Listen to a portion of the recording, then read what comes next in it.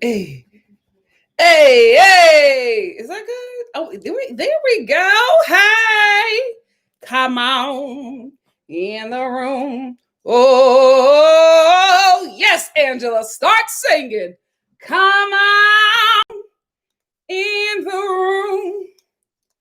Come on in so we can talk about this lackluster reunion. Ciao. Andy, you want to make some changes, baby? You have to. Even you know. You gave them a 2-part reunion. Why? Because there was nothing for them to give us. So you know, baby. How are we doing, my loves? Is my turban? There it is. How are we doing? How are we doing, my babies? Are we coming on in the room? You know what's so weird? I have felt a sense of calm and peace that I hadn't felt for 4 years. It's so weird to be in this position and not be on edge all the damn time. Like, it's so weird. It's so weird to not have your president trending on Twitter for doing something awful. Trauma. How we doing? Hey, Star fam. Hey, Kimberly. Hey, Angela. What's up, Barbara? Hey, JB says what? Hey, Ordered Steps and Shonda. Shout out to my moderators. Hey, Shawnette. Hey, Pallets and Pugs. Hey, Simply Simone. Oh, Simply wants to talk about the inauguration fashions. What is there to say besides Michelle Obama killed it? She shut it down. Hair alone. I was like, oh, yes, forever First Lady. I'm trying, girl. My 10K steps is doing the damn thing. That's all I'm doing. Like I told you, I changed my eating habits to support my mother's health journey. And I've been doing my 10K steps. 10 pounds down. 10 pounds down. And I wasn't even trying. Like, you know what I mean? I just made those little steps, but I'm just like, what's going to happen to me when I actually try? If I get around to it. I'm starting to feel like myself again. Like I felt like I've been on autopilot for 4 years, and now I'm just, everything in the world is not fixed. Everything is not okay. I know when I posted the picture of Biden and Kamala Harris, somebody wrote, don't think that this is like everything is fixed and everything is better. I'm grown. This isn't my first election. I'm also Black, so I know what's going on in this nation. I don't think that. But after having somebody completely unhinged stare my nation, to no longer have them there, it's just refreshing. I'm telling y'all, I was on edge the whole time of his presidency, on edge the whole time. Now that I just have some sort of peace, just a bit of tranquility, I don't know. I'm able to focus on more things now. Because I was always focusing on like the Civil War, or you know what I mean? Like it was always, that presidency was like extremely traumatic. I talk about it, right? But like after when it's done for real, you're just like, oh, I really went through some serious trauma, especially if you're a Black person, especially if you're an immigrant. You're not like, God, I might have to sue Trump for my therapy. Okay, because I'm gonna need a lot of therapy. And yes, that hair was laid. I'm telling you right now, I'm gonna try that. I don't think I have enough hair to do it because my hair is very thick when it is just out and natural and curled. When I straighten my hair, the thickness is just not there. So I might have to get a wig, but I'm gonna try that. I am going to try that. She looked absolutely amazing. And Biden's granddaughter, so shut it down, especially the one in the pink. I loved her outfit. Hey, Kitty, I'm so glad you're here. Hey, Shantavia. Hey, Candace. Hey, Brenda. You got AK so far. Work. Yeah, Candace, it's just great to finally have some peace. Oh, JB says what? Says, I think they did a 2-part reunion for Kelly's foolishness. Really? I just felt like they did a 2-part because they had nothing to talk about. Like this reunion was dry boots. Yeah, we definitely have a PTSD, Kitty. Hey, Coos Girlie. So glad you're here. That's what it is, Shantavia, just to be able to breathe. You know what I mean? Like, I don't want everything to go back to normal, because I feel like we need change happen during that, because a lot of us were fighting back. But I just felt like I could breathe, right? I just felt like I could breathe. Oh, thanks, Pilots and Pugs.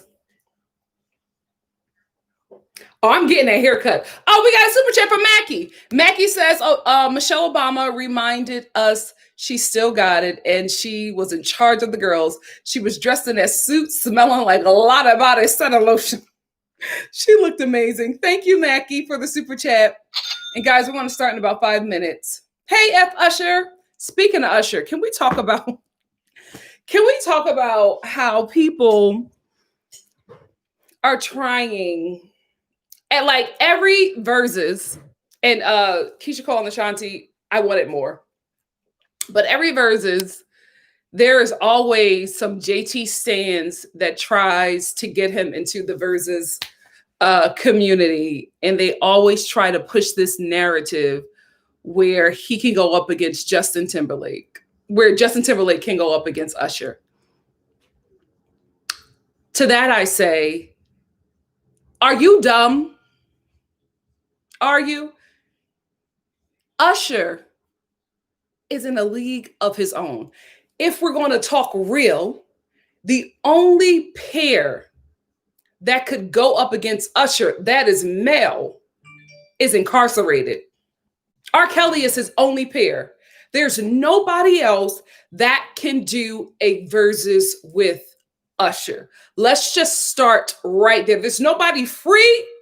There's not a free man right now that can, a free or a live man right now that could do a versus with Usher. His only counterpart right now will probably be Beyonce, but they can't afford her, and the queen is in a league of her own. So it's just, I get it, JT fans, y'all love him and y'all want y'all dude to prevail. I totally understand. I, go up for Tina Marie. So I got it, but there's just no way. There's absolutely no way that Justin Timberlake can do anything with Usher, either fan over him, like fangirl over him. That's all he could do. That's all he could do. I know y'all love him. He can hold the note and he can write.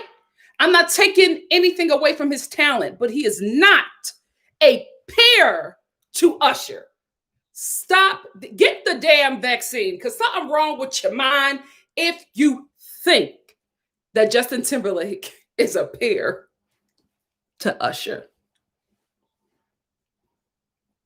Really? He can? Do you hear them notes in climax? You think your boy can match that? Get out of here. Get out of here, God. Let's stop that. Let's stop that right now. JT fans, get a grip. God bless you. I understand. That's your boy. I get it. I get it. You loved him since you were 14. I understand. I was there. But it's never going to happen. And also, versus is black. It's black. It's black. So if you could think of a white pair, a black pair that is free and alive and male that can go up against Usher, go right ahead. Well, name them. Name them. If not, let's stop tweeting and start praying for your mind. We got a super chat from Monique Dotton Watkins. Hey.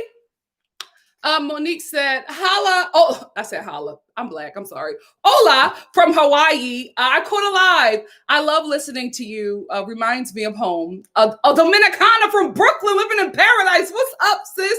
Thank you so much for the super chat. Listen, let me tell you something, Monique. I used to go to school in New York City, lived in the Bronx. I started off in Brooklyn, and then look at me trying to get a little accent. I started off in Brooklyn, and then I moved to the Bronx. You couldn't tell me. Baby, you couldn't tell me I wasn't Dominican for like 2 years. When I would go back home, my family would be like, what is going on? What is this accent? What are you listening to? You couldn't tell me nothing. You couldn't tell me nothing. Oh, God, I miss being 19. That was a good year. Don't rush it. Take your time. You're going to miss it when you get older. Paying bills is the work of the devil, especially when you're a woman. Listen, it's the only time I bow down to a man when it's time to pay some bills. I'm as feminist as they can get, but I would love to one day say, Daddy, the bills just came in. You hand them to you? Sure. God, whatever call a dude Daddy, if he's rich enough. LaShonda, Chris Brown is too young. Just Call Me a Matt came out in 1993. Chris Brown was born in 1986. He's not a peer. His catalog, it doesn't even start at the same time. Shawnette, why are you in my chat preaching? Why, sis? Shawnette said, JT stole all of Usher's moves. So how is he and Usher how is he gonna go up against Usher? Why you stating facts, sis? Why? Oh, I have my cup turned this way because my very special rainbow cup, my sister Latoya decided to put it in the dishwasher when it says on the bottom, do not put in the dishwasher. And she destroyed it. If you don't know, I collect mugs and all kinds of tea stuff. I'm a tea hoe. I don't know why. I'm from Philly, but I'm a tea hoe. And I collect all kinds of cups and things like that and teapots, and my sister destroyed it. Yeah. She never bought me a new one. You know why she couldn't? Because this is exclusive. You can't find it anywhere else. All my stuff is one of a kind.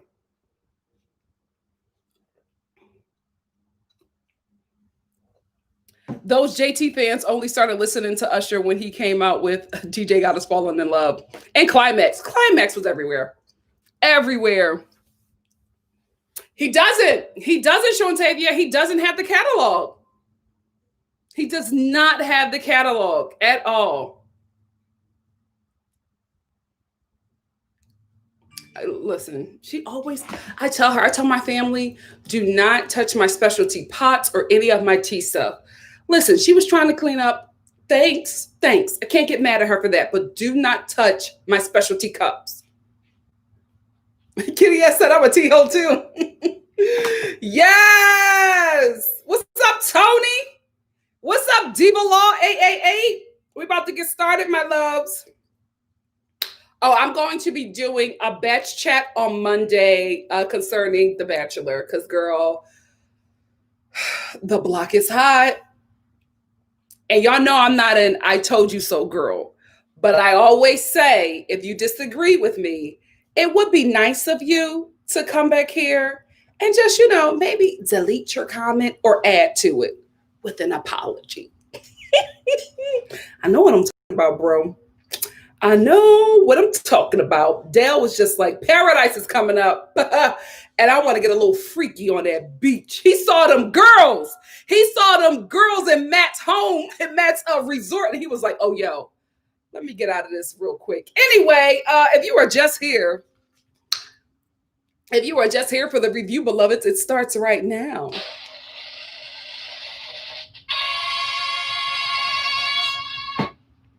And I got some other tea about another Bachelor contestant, but we'll talk about that on Monday. So I'm going to do that Monday afternoon, right after the Real Housewives of Atlanta.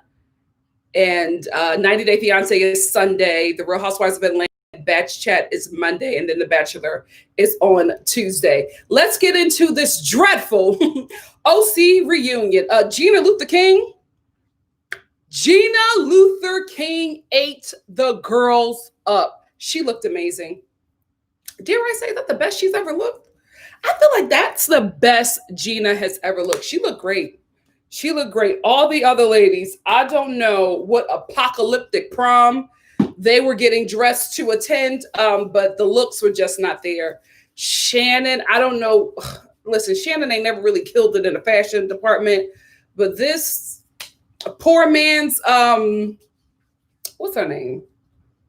These boots are made for walking. Blue Eye's son. Nancy Sinatra. The poor man's Nancy Sinatra was not it. Emily still don't know how to dress for her amazing body. Kelly, I don't know. Her demonic soul just made the dress look ugly. Elizabeth does not know how to dress for this body she created. This is the thing for Emily and Elizabeth. Elizabeth, you gave yourself a woman of color body. Emily, you just have it, right? Y'all have to stop dressing like you are white women from the OC with these bodies.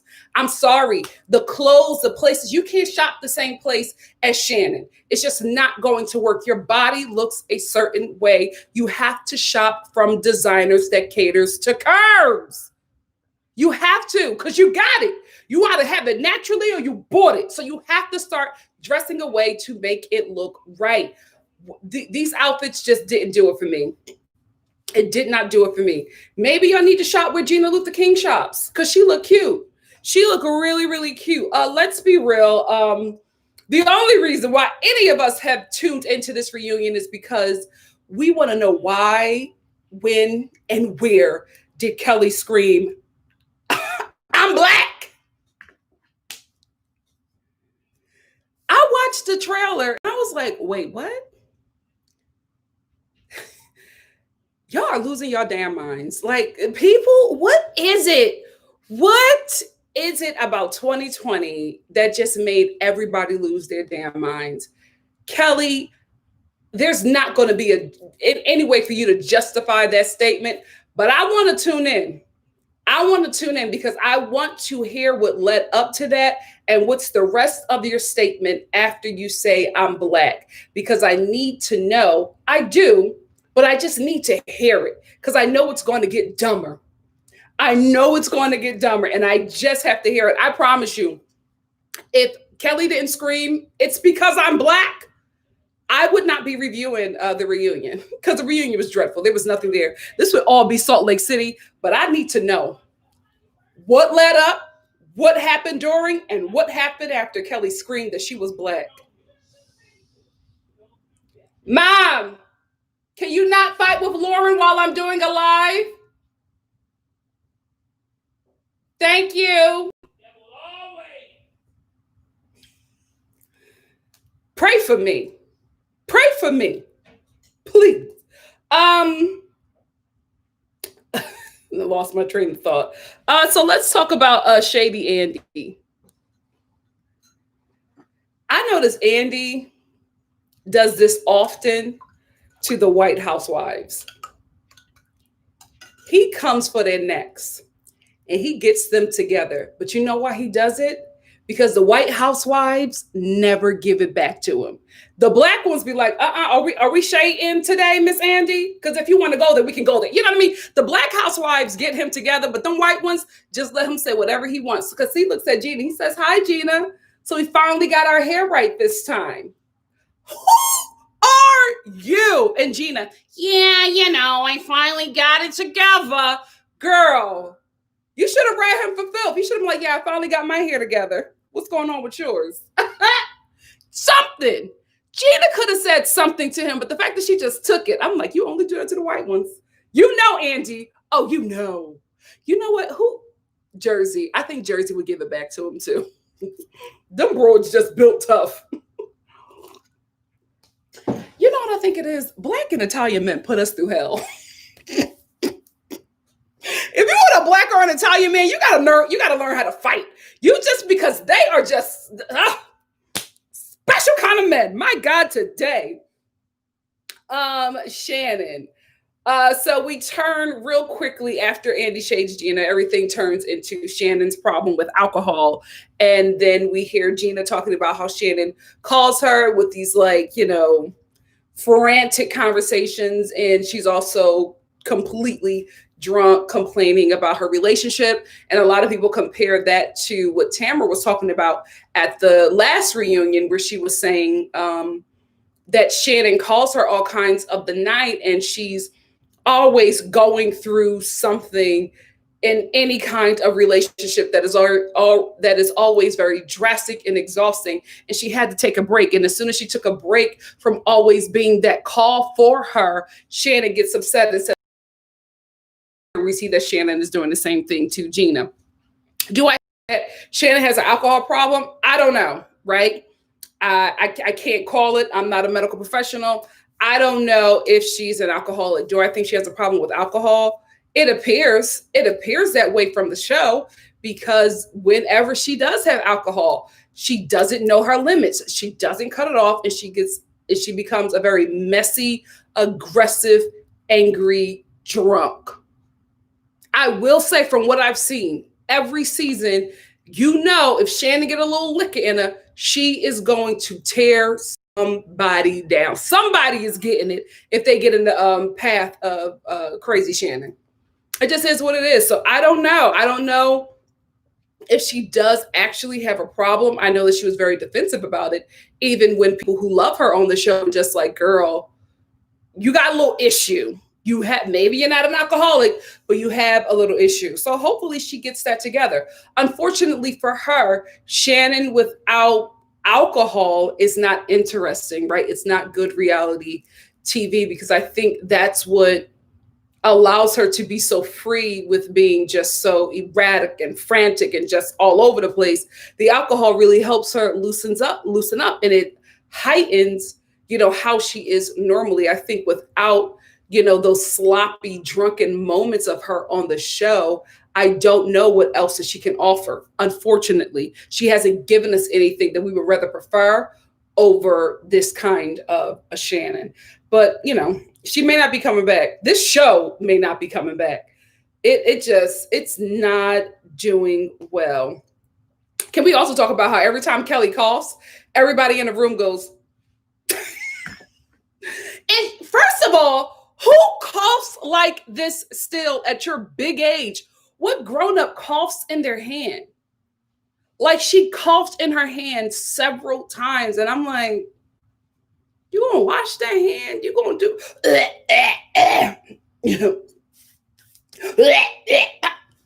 you're in your 40s. But I'm not shocked that that's how Kelly coughs. I'm just not shocked. But every time she coughed, the whole room would be like, Gina. Shannon looked like she was about to kick Kelly in her chest if she coughed one more time. Everybody was a little bit nervous and a little bit scared, but Shannon was like,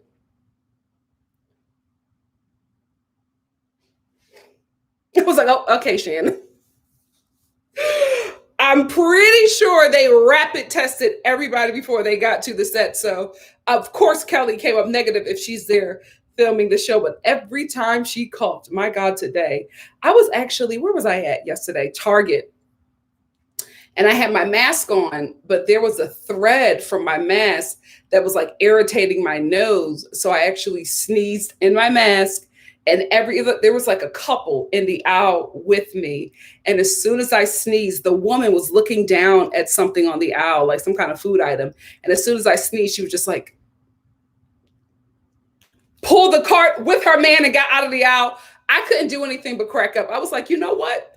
I probably would have did the same thing too. It's not a game out here. It's not a game out here. Every time Kelly speaks, she's digging herself into a bigger grave. And I do know that a couple of people on Twitter were saying, that Andy was like grilling her. Well, that's his job. He has to do that. But I also felt like, which I think he does all the time when he has a popular, problematic housewife, I do feel like he was giving her the space to either make amends or to right her wrongs. And she just kept on doubling down on her ignorance, and then even shooting at him, that people text her that Andy is anti-American because he doesn't like Trump. And I'm like, girl, shut up. This isn't helping you. Like, she just was not doing anything to help her situation.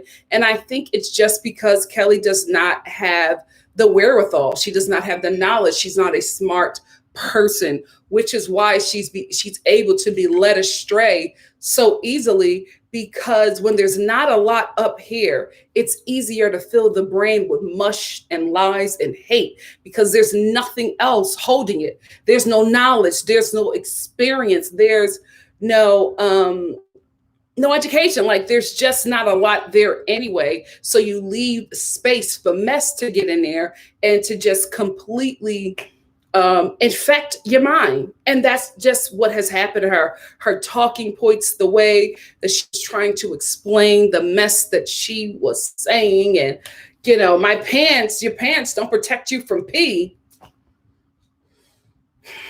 It's just really sad at this point, because it's just like, you are a grown woman with a child and on a huge platform, and you're a raging idiot. Just not smart and spewing nonsense. And unfortunately for her, that may cost her her job. It doesn't matter that Kelly isn't likable, right? Like I told you about that tweet that Carlos King, that he tweeted when he said the most hated person on a reality TV show drives views to the show. So the network loves a villain. They love a villain because a villain equals money. However, Kelly is a great villain on this show. Off the show, she is a raging lunatic, just out of her mind. And she's spewing all of this nonsense on her social media handles, right? And what she doesn't realize is when you have the Real Housewives of OC in your bio and Bravo and all of that stuff in your bio, you are representing them. So when you say this mess, Bravo is saying it. So every time you say something crazy and delusional and hateful, people contact Bravo. And then they also contact the brands that buy commercials during your show. So that applies pressure on the brands, who then applies pressure on Bravo, who either makes the decision to get rid of you and replace you, or keep you around and lose money. What do you think they're going to do? Because there's a villain. So like one villain that you lose, there's a billion waiting. They can always get and manufacture another villain. They don't need you. The show will go on or won't go on without you. It won't matter to Bravo because they'll still be making money. So I'm thinking this girl is talking herself out of a paycheck that she needs. Because when you solely depend on that husband, that the Leventhal guy, when you are solely depending on him, your life going to look a lot different, and that relationship is going to get a lot different. When you don't have no money to keep up this lifestyle that you love so much, and all the money that you have is his. Now, he liked you when he was able to hop in that younger coochie, but you also had your own money and your own coin, and he didn't need to take you or care of you or your daughter solely. You got your own coin to do whatever you want. He can play with you whatever he wants, and he does not have to fully take care of you. He can throw you a couple of diamonds and make you feel good about yourself, but he does not have to pay for where you live, where you eat, where you travel, where you shop, where you get your beauty and all that stuff done. When he's not forking out that much money, you're more likable to him. But then when he's forking out money for you and your child to maintain this lifestyle that you've become accustomed to, he won't like you so much. So you're going to put yourself in a situation just because you don't know how to shut up. Nobody's asking you to be something that you could never be, which is smart. Nobody's asking you to do that. We're asking you to shut up for your own sake, but you won't listen. You won't listen. I'm telling you, these housewives get on these shows and they think that they own the network, that they are the network, that they run everything. And I'm like, baby, that's great that you think that, but you don't know how these networks work. Who runs the networks? The brands that buy commercials during your show.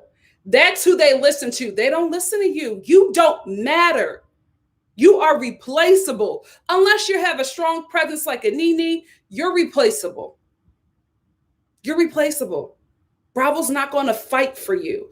You got to fight for your position. And unfortunately, Kelly, I think you cost yourself a really good and much needed check. Because I promise you right now, there's probably a person who you call friend auditioning for your role. Money make you do some things. And it's unfortunate. Let's talk about Bronwyn, another one who you guys don't like and you think is not coming back. I'm telling you, Bronwyn coming back. Here is why. Bronwyn is the future. Bronwyn is a progressive lesbian in an open, on her part, marriage with 7 children. One son is opening up his life and experiencing life as a drag queen. Her mother is a poor man's Betsy Johnson, and she's doing all of this in the OC. Did I mention that she's the first lesbian housewife lead on the show? Y'all don't like her? That's another bonus for her. She's not going anywhere. If anything, I'm telling you, they're going to give that girl more money. Bronwyn is not going anywhere. She is the future of the OC. She's staying. I know you don't like her. That's exactly why she's staying.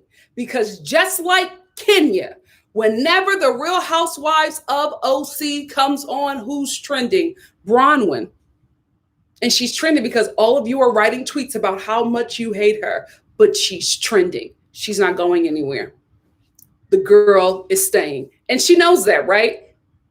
Bronwyn knows that. She has now found her niche. And that is being one of the most hated housewives. She is now a villain, and Bronwyn is leaning into that. This whole reunion, she was nonchalant. She did not care. She was saying whatever the hell she wanted to say. She was not giving a damn about who she offended. And I was just like, okay. So you going after the coins now. You got the fame, you got all the attention that you want, you got your girlfriend, you're satisfied there sexually, you still got your husband hanging on and supporting you, and now you're about to get this big Bravo check by being the villain of the Real Housewives of Orange County in the future. She playing chess, y'all. The girl is playing chess. She is the villainous, messy housewife of the OC. Here is why I say that. On this reunion, Elizabeth is opening up, who I liked a bit more in the reunion as well.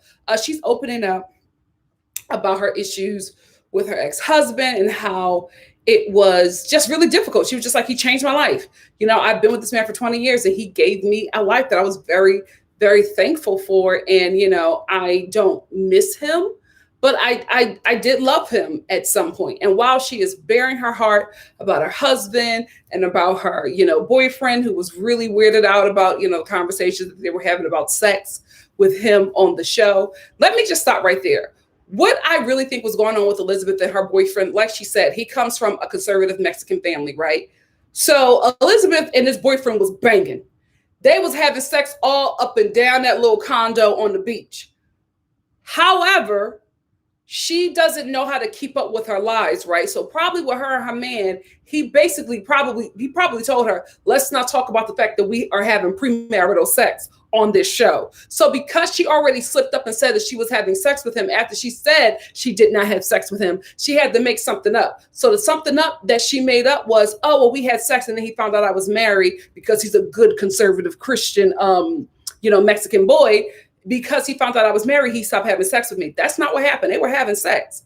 But when you bring your business to TV, you have to tell it all. And he didn't want the truth to be told because of that family. That's exactly what happened. And everybody who grew up in church and was in like conservative Christianity, y'all do that. All the adults is banging every and anybody, but you better not say it.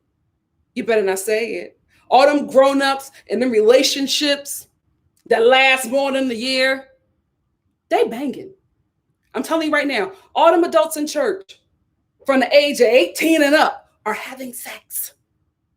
They're all banging. They're doing whatever they want, but they're not saying it and they're not telling it to other people because we're all these virginal people and we're waiting for marriage to break the blood covenant with the Lord. That's how we're all raised, but everybody banging, everybody doing it. And he was embarrassed. So Elizabeth was feeling some sort of way because his mother watched this show. And he done probably lied to his mother and said, oh, we're waiting for Elizabeth to get divorced so that when she's divorced, we can get married and then we can have sex the way the Lord intended and procreate or do whatever lie he done told his mama. So he got embarrassed. He got mad at her. She felt some sort of way about it. But to that, I say, get a new man. Get a man that's okay with being on reality TV because this is now your check. This is where you're getting your money from. And I'm sorry if your conservative Christian Mexican boyfriend don't like you talking about your business, then he don't need to be with you, period. Let's go back to Bronwyn. So Bronwyn is listening to Elizabeth pour her heart out, and she's just watching and waiting for her moment. And she tilts her head and she says, well, I was talking to your ex-husband's girlfriend and they're engaged. They've been together 5 years. So I don't understand. Like, I spoke to him on the phone. This isn't a rumor. Leaning into it. So then everybody's like, why would you say that? And Elizabeth's eyes, her eyes get big. And she's just like, his girlfriend, his fiance, she had no idea. She had no idea. And Bronwyn knew that. But she's the villain now. And she's getting paid very well to do it. She leaned into full villain. That's why she wore black. That's why she wore them black combat boots. Bronwyn is now branding herself as the villain. And it's going to be very lucrative for her because there was no reason for her to say that to Elizabeth. She knew that woman didn't know, and she knew that woman would be heartbroken. And we all watched Elizabeth's heart break on that stage, and Bronwyn didn't care. So Elizabeth gets outside of herself. And listen, I'm not, getting mad at her for that. She was upset. Bronwyn made some shots at her and she was just like, you do not empower women at all. And Bronwyn was just like, I empower women who tell the truth. And then Elizabeth, while wiping tears from her eyes, worst lesbian ever. Bronwyn came to burn it down, and burn it down she did. She is a villainous producing queen. She knows exactly. She's the only person on that stage that came with a plan. None of them other girls came with a plan. I talked about Kelly and her little Trumpy tweets going to get her fired from the show, because let's be real, Kelly is one Trump tweet away from going full racist on her Twitter. And that's what's going to get her. That's what's going to get her. She gonna say something about Kamala Harris that she can't come back, Vice President Kamala Harris that she can't come back from. And she could say something about women, but baby, you gonna say the wrong thing about that black woman, and you're not gonna be able to bounce back from that. I think when you don't bounce back from this cancellation, because you're gonna do it, you're dumb enough to do it. You're going to do it. And when you realize that this cancellation on you is forever, when you can't just bounce back from being canceled, you're going to find out how Mexican you really are. You're going to really find out what it's like to be a woman of color, because you like to throw that out a lot.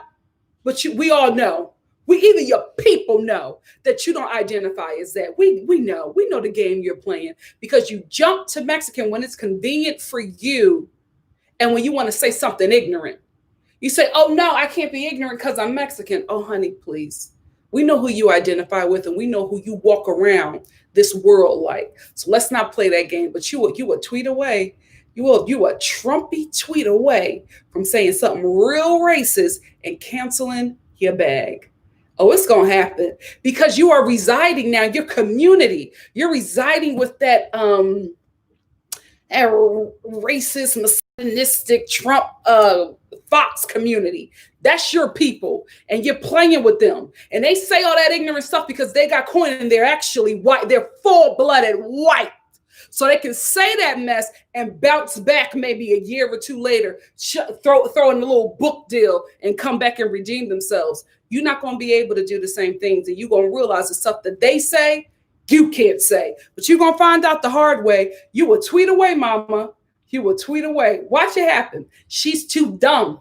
She don't have the sense. If she had her daughter's mind, she'd be better off. Anyway, so Kelly decides to call Bronwyn a fake alcoholic. Even if you were feeling that, you're too dumb to know you can't say that to somebody who is saying they are struggling with alcoholism, because every woman on that stage don't like Bronwyn. But when you said that she was faking alcoholism for a storyline, everybody backed away and left you on that ship to die. All the girls were coming after her. When you said that Bronwyn was faking alcoholism for a storyline, they were all like, oh my God, no. Then they all started to defend her. The girls that don't like Bronwyn was just like, oh no, she really does. No, I wouldn't say that about her. Oh no, not Bronwyn. Oh, Callie, that's it. They left you on that ship to die because you too dumb.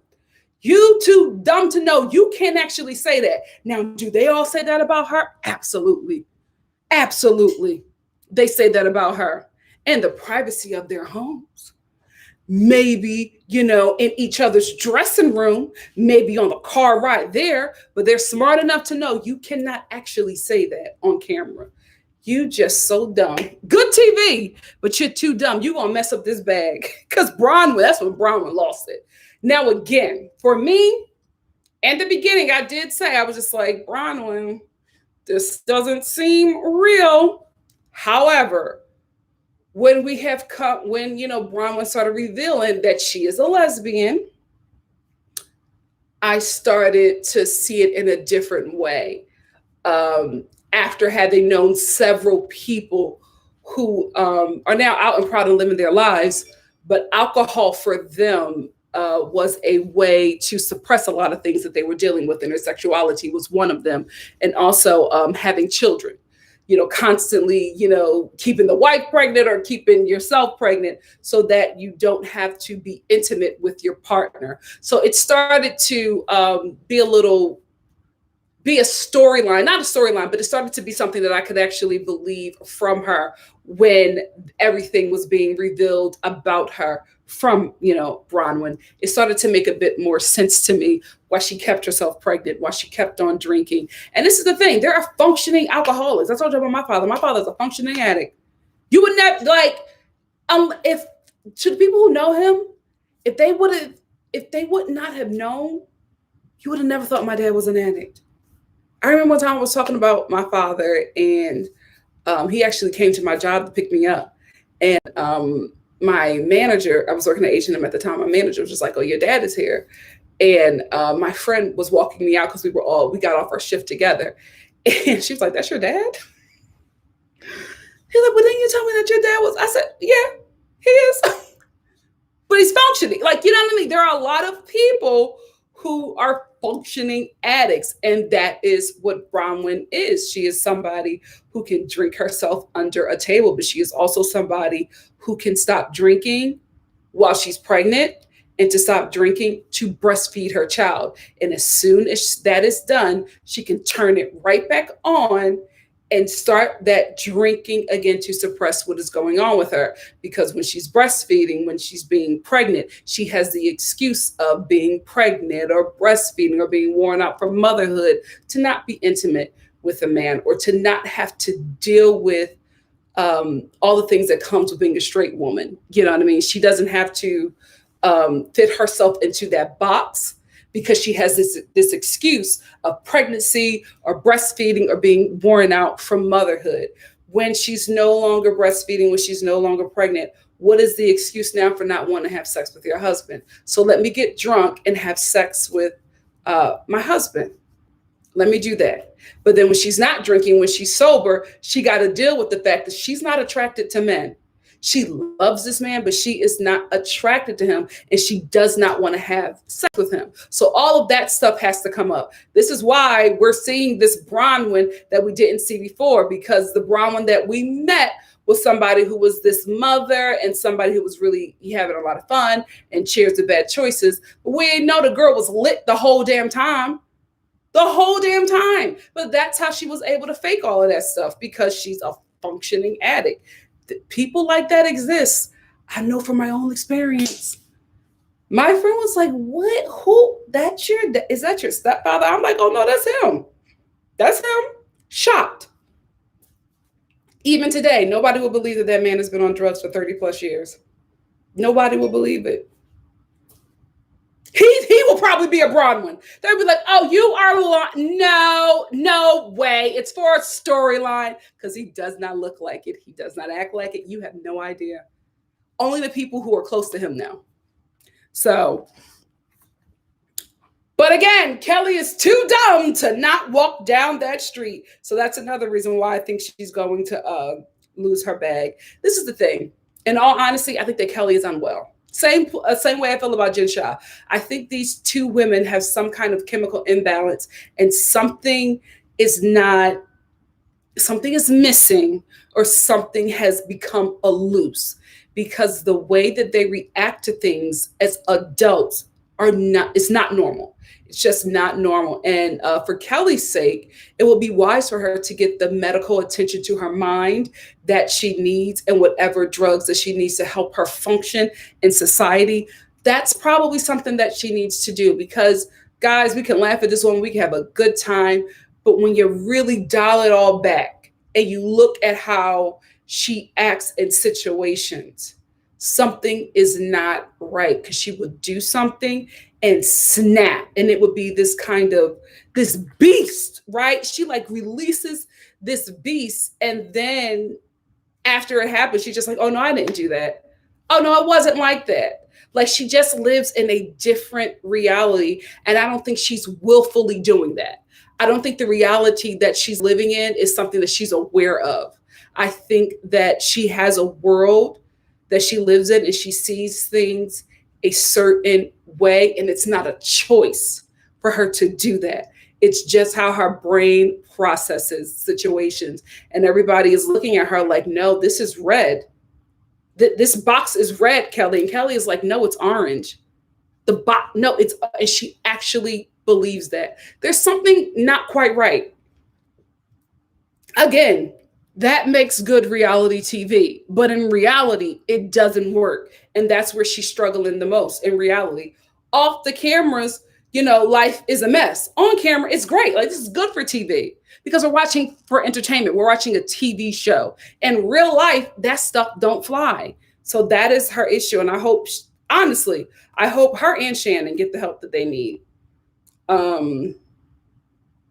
Speaking of Shannon, I call BS. I call BS on all the ladies talking about that Bronwyn loves the attention. She loves being seen by the paparazzi and all of that stuff. And Bronwyn's just like, oh yeah, I used to like it. I don't like it now. BS, Bronwyn. You love it. You love it. They all love it.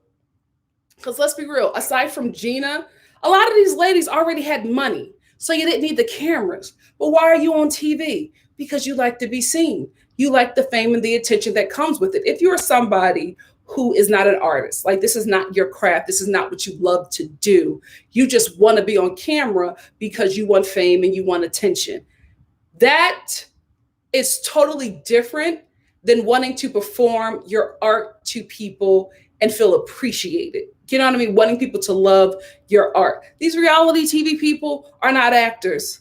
They're normal people who came from some kind of money or had some kind of money. So they did not need this check to help their situation. The check to them was a bonus for the attention that they are receiving. So all of the ladies dumping on Bronwyn and saying, oh, you love the attention, you love it. You're literally sitting on here with cameras in your faces, inviting us all into your business for what? Attention. Y'all want it. Every one of y'all on that stage, including Andy, because he did not have to make himself the host or give himself his own show. He loves the attention. He likes it. Y'all all like it. And especially you, Shannon, your Instagram is a narcissistic nightmare. You love the attention. You get off on it. Oh, I don't like social media. You're on social media every day like you're 14 years old. Every day you're doing something on that Instagram. Every day you're retweeting or tweeting something. Every day you are all over your social media. So let's not drag Bronwyn for the stuff that you could drag her for. Don't try to drag her for stuff that we can turn around and look at you and say, well, you do the same thing. Y'all all love the attention. It's not just Bronwyn. So let's just stop that right there. We won't get into the full gist of this until next week, but it looks like Bronwyn does admit that she was slinging coke to Shannon's daughter. I'm actually not surprised. Rich people are sick. They do that. That's not shocking to me. Them little wealthy suburban communities, they do all kinds of stuff. They snort coke off of babies. They have sex with goats. So I'm not surprised. Do they? I'm not surprised that, Bronwyn offered Shannon's daughter coke. I am surprised, however, Shannon, that if this was a long time ago, why didn't you bring it up when it happened on the show? And I think it was like 2 years ago. Why are you bringing it up now? Like, if somebody offered my child coke, I wouldn't be on the show with them. I would make sure that they are off the show if I want to stay on the show. And I probably would have beat them up. So why are you saying it now? The reason why Shannon is saying it now is because she's throwing this dagger to Bronwyn. And this is something that I think that she's using to get at her and to shut her up. I personally was not really invested if Shannon said the things that she said about Gina or the other ladies that Bronwyn was saying about Elizabeth. I wasn't really invested in that because it just seemed like, it's Shannon. She says a lot of stuff that she happens to forget. I wasn't really invested in that, right? But now I do think you said it. And I do think you said it because you bring it up, Bronwyn giving your daughter, asking your daughter for coke or telling your daughter where to get coke from. That incident happened 2 years ago. Why are you bringing it up now? Because you caught. You feel backed in a corner, so you're going to throw this out there to have her back up off of you.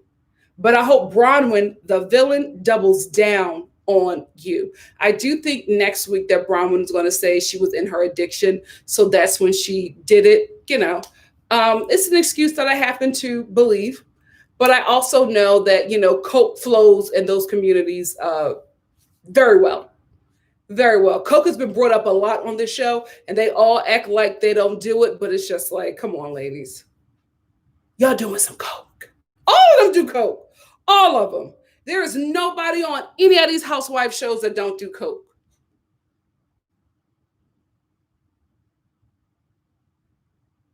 Yeah, no, they all do it. They all do it. That was pretty much it with this reunion. The reunion is 2 episodes. It doesn't need to be.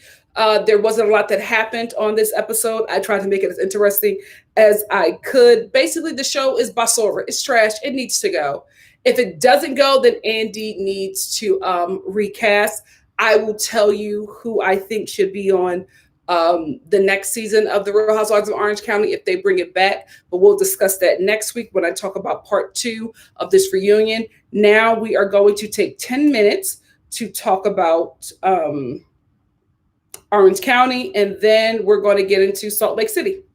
How y'all doing? Let's chit chat. And if you were here just for the Orange County review, which I don't think so, you're here for Salt Lake City, but we'll play. If you're just here for Orange County, it ends right now. Oh, okay. So Bianca says that Shannon said her daughter told her this recently.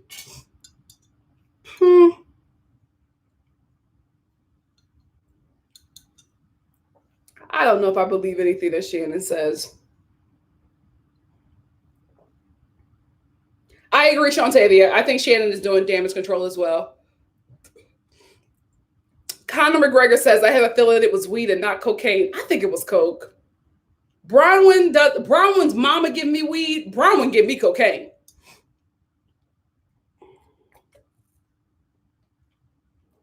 Violetta, you want Salt Lake City?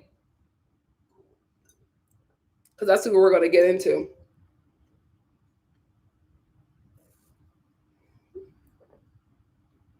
Thank you, Dee Marie. I agree. Dee Marie says, holding on to that info about her daughter for ratings is unacceptable. That's exactly what it is. Because when she was talking to her boyfriend about it, who is a very private person and doesn't like being on camera, wasn't he in every damn scene this season? They kill me with that, because it's just like y'all start dating these men who know you're on a TV show. Oh, he's never watched the show before. Like, he has no idea what this is or what we're doing. Get the hell out of here. That could have flew. Like, we would have ate that up, that he doesn't know what this show is 10 years ago. Not today. He knows.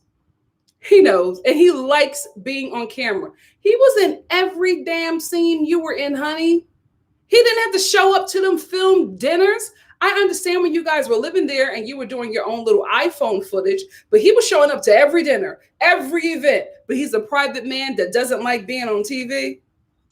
Get out of here with that. Y'all say that mess when your relationships are on a rock on the rocks, and you don't want Andy asking no questions. Your man loves it. That's why he with you. Let's tell the truth and shame the devil. You're good for business.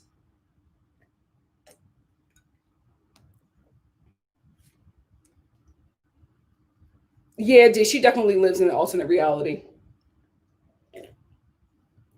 Say what you want, but this show needs Tamara and Vicky. Tamara would have got all them together at this reunion. She would have cussed them broads out. All of them. All of them. Yeah. Connor, I'm telling you, if he doesn't change the cast, they're just going to have to let this go and go to Miami, which I think is actually going to happen because Wendy Williams has been campaigning to be on the Real Housewives of Miami. That has been, the blogs or whatever have been talking about that show coming back out. And Wendy Williams was like talking to Andy through the camera, and she was just like, if you do it, I would be a friend of the show, right? So she said that, and the next day, that night, Andy called her, and he was just like, if you're going to be a friend of the show, I'm down to do it. So the show is in the works. We may be getting a Real Housewives of Miami soon and very soon with Wendy Williams being a friend of the show. That's going to be very freaking interesting. And I'm telling you, Wendy Williams is only going to do it for one season. She's only going to do it for one season because those ladies are going to come for her. She's messy. Why wouldn't they? She's only going to do it for one season. But she's going to get EP credits. Oh, she's going to get money off of that because that was her idea that she gave to Andy.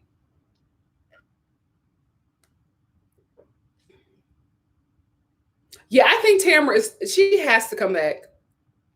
This season was dreadful without her. It was the same thing I was talking about with NeNe on the Real Housewives of Atlanta.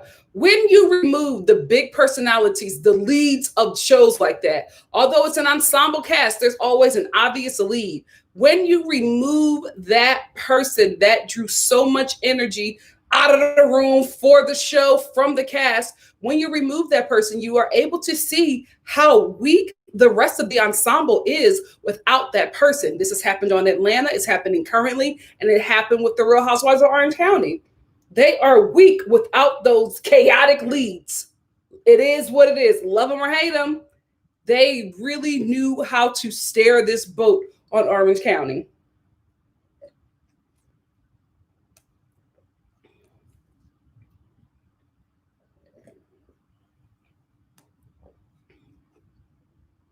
Do you know what? I don't know why Andy never went into it, but 2 seasons ago, Bronwyn and her mother got in a fight with a security guard at I think one of her daughters, Rowan, I think, did a fashion show, and they all went.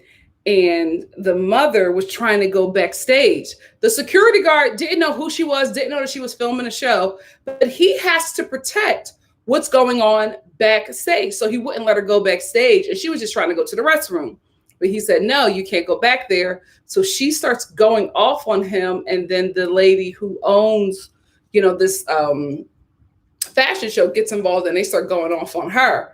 But the security guard released a statement, and I think he sued the show and said that Bronwyn and her mother verbally assaulted him and called him the N-word.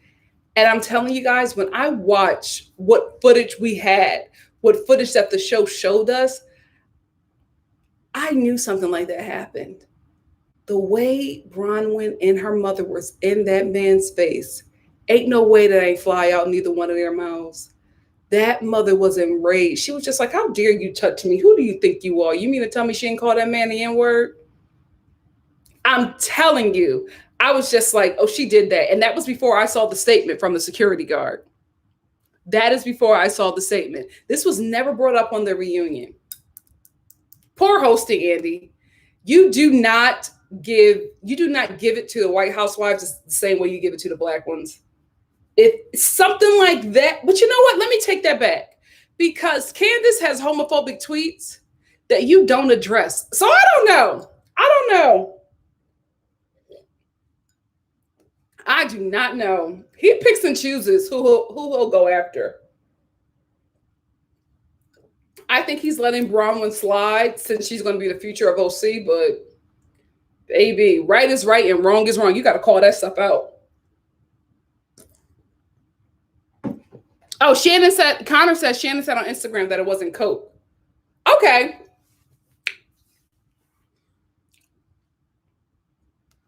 It probably was weed. Hey, Major.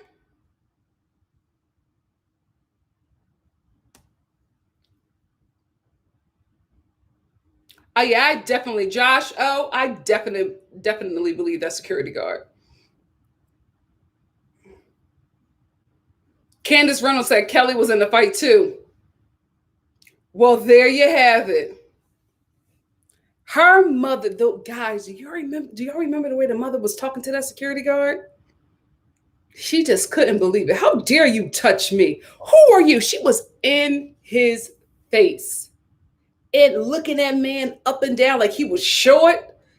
Ciao.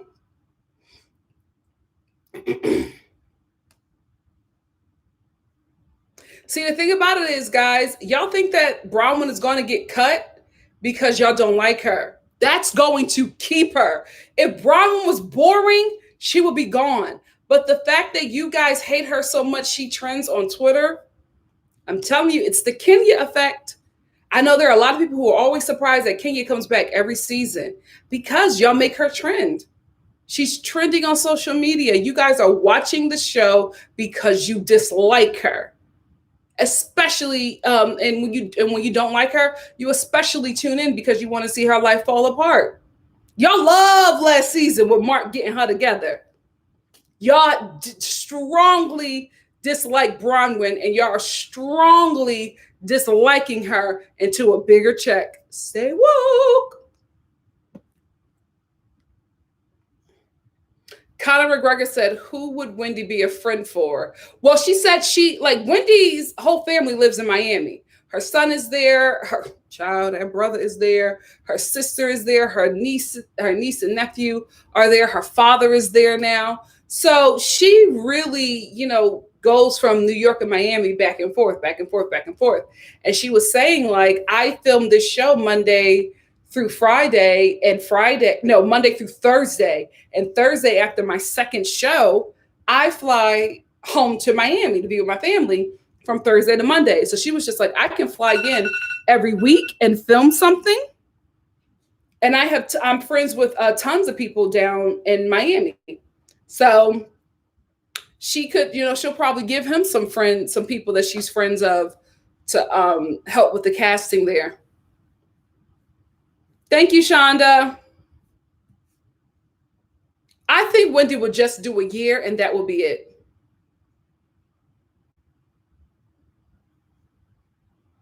Oh, Gina said Candace has something on AC. No, Debbie, he was a security guard.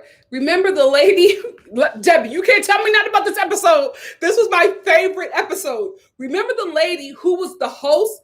That's her fashion show. She hired the security guard, and when she saw how they were speaking to him, she came over and was just like, what's going on? And she told Bronwyn and her mother to calm down. They turned on her, and they started going after her.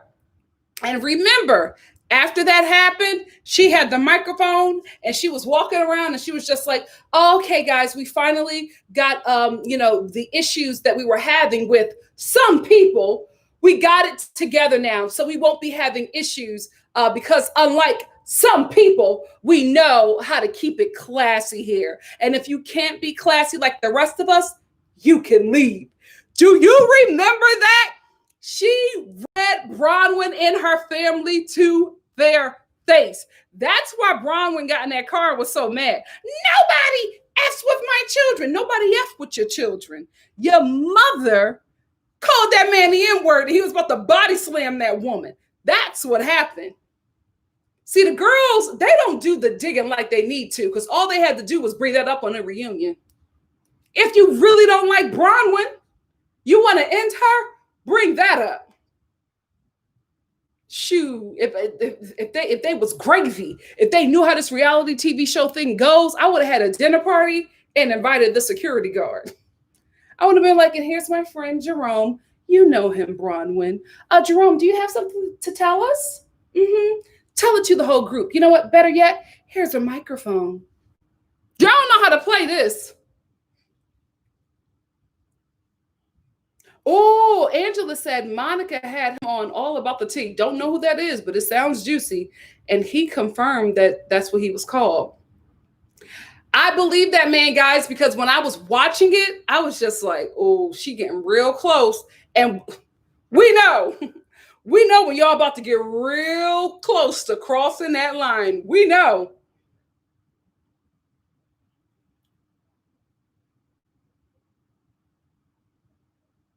Obviously, Lily said Candace doesn't have anything on Andy Cohen. I think he didn't bring it up because she apologized immediately when it was brought up. I'm going to tell y'all real quick, right? All the LGBTQ people who love and watch these housewife shows, unfortunately, baby, 99.9% of them are homophobic. They are. And y'all go up for them and love them, and they will never let you know how they stand about you or how they vote on your rights. So, especially the ones that are uber Christian. As somebody who grew up in the church, baby, they're homophobic. We got a super chat from Ordered Steps. Ordered Steps said, my computer is about to start an update. I will return when it finishes.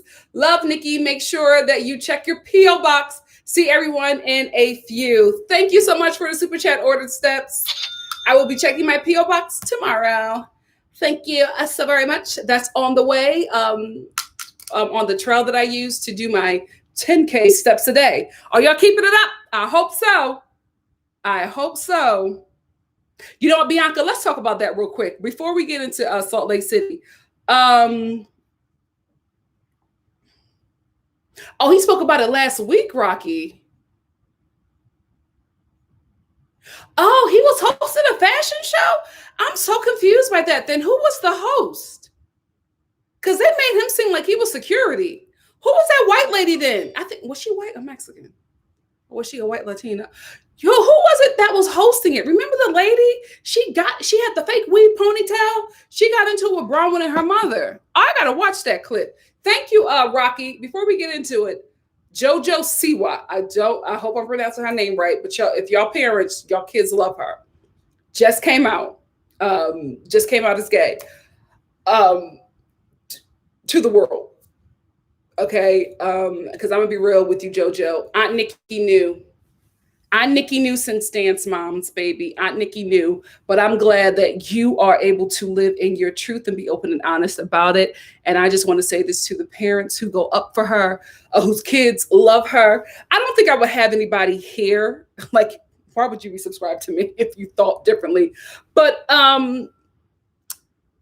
this is going to be a great teaching moment for the parents. This is going to be a great teaching moment for you because somebody who is very important in their lives is, these kids are identifying, okay?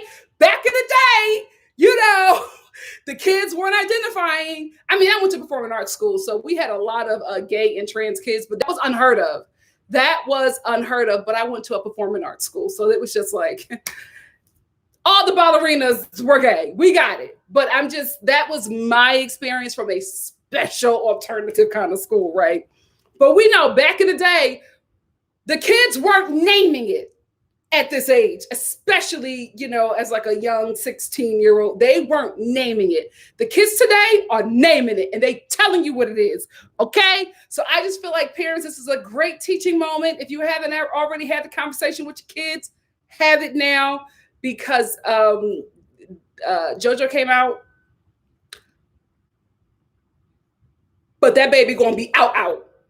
I'm telling you right now, the baby, because she's getting older, right? And she already has a lot of money. So she has a certain amount of independence that, normal kids don't have. So she's going to be out. And there are probably going to be conversations that she has and certain things that she does. This will be a great moment for you, a great teaching moment for you, to tell your kids about other people and about other people who are just like them, who, love people who are just like them. So I just wanted to just say that because I when I saw that, I said, okay, baby, I'm glad you finally telling your truth. Aunt Nikki knew. Aunt Nikki knew. But I'm glad that you took the time for you and came out when you felt, that it was time for you to do to do so. She about to turn 18. She about to turn 18, parents. And when they get 18, you can't tell them nothing. So you better have that conversation with your babies now, because Miss JoJo's Instagram is going to look real different. Child, remember when you were 18 and you just thought you were grown? Baby, JoJo got money. Oh, she gonna live. She gonna live on her Instagram. And I'm actually kind of excited for her. Child, that baby gonna live. Anyway, Gina said I had been buying bows for my granddaughters for years. Them bows may go away. I feel like them bows may go away. I feel like JoJo gonna give us a buzz cut at some point. She's like this really popular viral sensation from dance moms that, her mom got the right team for that baby and she just became a star. She just became a star. Yeah, she's 17. She's about to turn 18. Okay? She about to turn 18. And you remember when you was 18. That Instagram going to get real spicy. You want to have the conversations with your kids today. Have the conversations with your kids today. Because little Miss JoJo, who's a multimillionaire and at 18, you're not going to be able to tell her nothing. So let's have a conversation with them kids today. Okay? You know what, Josh? I hope the moms, those homophobic mothers, because it is what it is. If you have a problem with somebody who loves somebody from the same sex, you're a homophobe. There's no other, don't you dare bring the Lord into it. Don't. It's you. It's you and your ignorance. It would be best for them not to say anything because the world is changing and it's not on their side anymore. It just isn't. So it would be best for them to keep those ignorant views to themselves. Because unless you want to get dragged, baby, shut up. Learn from Kelly. Shut up. That's another thing, Shantavia. She's also tired of that. She's about to be 18. She don't want to be in them damn bowls all the time. She does not want to be in those bowls all the time with them big glittery sneakers. She wants to change it up. And she will. She has a lot of money right now. She's 17, but I'm telling you, when that baby turned 18, we've all been 18. We've all been 18. Fortunately for us, we didn't have to do it in front of the world. So let's just have that conversation. You know what? There's another show that I've never watched. I'm lying. I did watch it. I used to watch the Kardashians, Keeping Up with the Kardashians. I stopped watching it after the Playboy thing. I just felt so uncomfortable. When Kim was crying about, basically when she did the Playboy shoot, Hugh Hefner wrote back and said, we need to see her coochie and we need to see her legs spread open. I knew Playboy was like titties. I didn't know it was like spread legs open coochie. That's some porn. I didn't know it was like that. Everybody always made it seem like Playboy was like tasteful. When they was just like, they want her to open her cooch. I was like, what the hell? I didn't know it was that nasty. I really, really didn't. And Kim was crying because she didn't want to do it. And Chris convinced her to do it and was like pressuring her to like open her legs and, remove the pearls to show her breast. I was just like, you know what? This show ain't for me. I haven't watched it since. But word on the street is the final season of Keeping Up with the Kardashians, they're going to film Kim divorcing Kanye. I may tune in. That Ryan Seacrest is a genius. I may tune in because that man is not going quietly. That man is not going to go quietly. Let's get into the Real Housewives of Salt Lake City. If you're just here for this review, beloveds, it starts right now.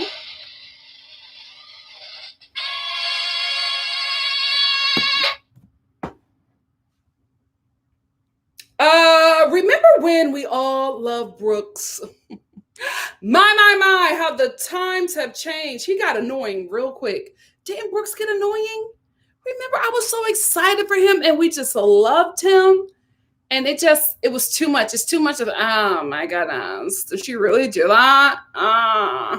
Wait, what? Dad, I love to have your heart. It got annoying real quick. Let's talk about Whitney and her father.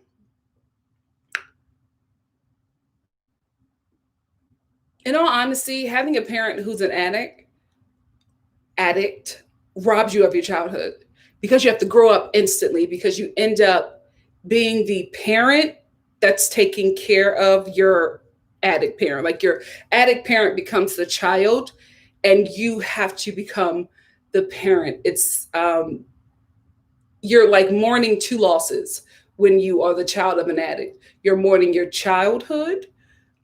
Three losses. You're mourning your childhood. You're mourning any chance at normalcy, and you're mourning basically the death of your parent because your parent is never the same. Your parent before their addiction is not the same person during or after the addiction. You will never get that parent back. You will now have to deal with this human being existing in this space of sickness.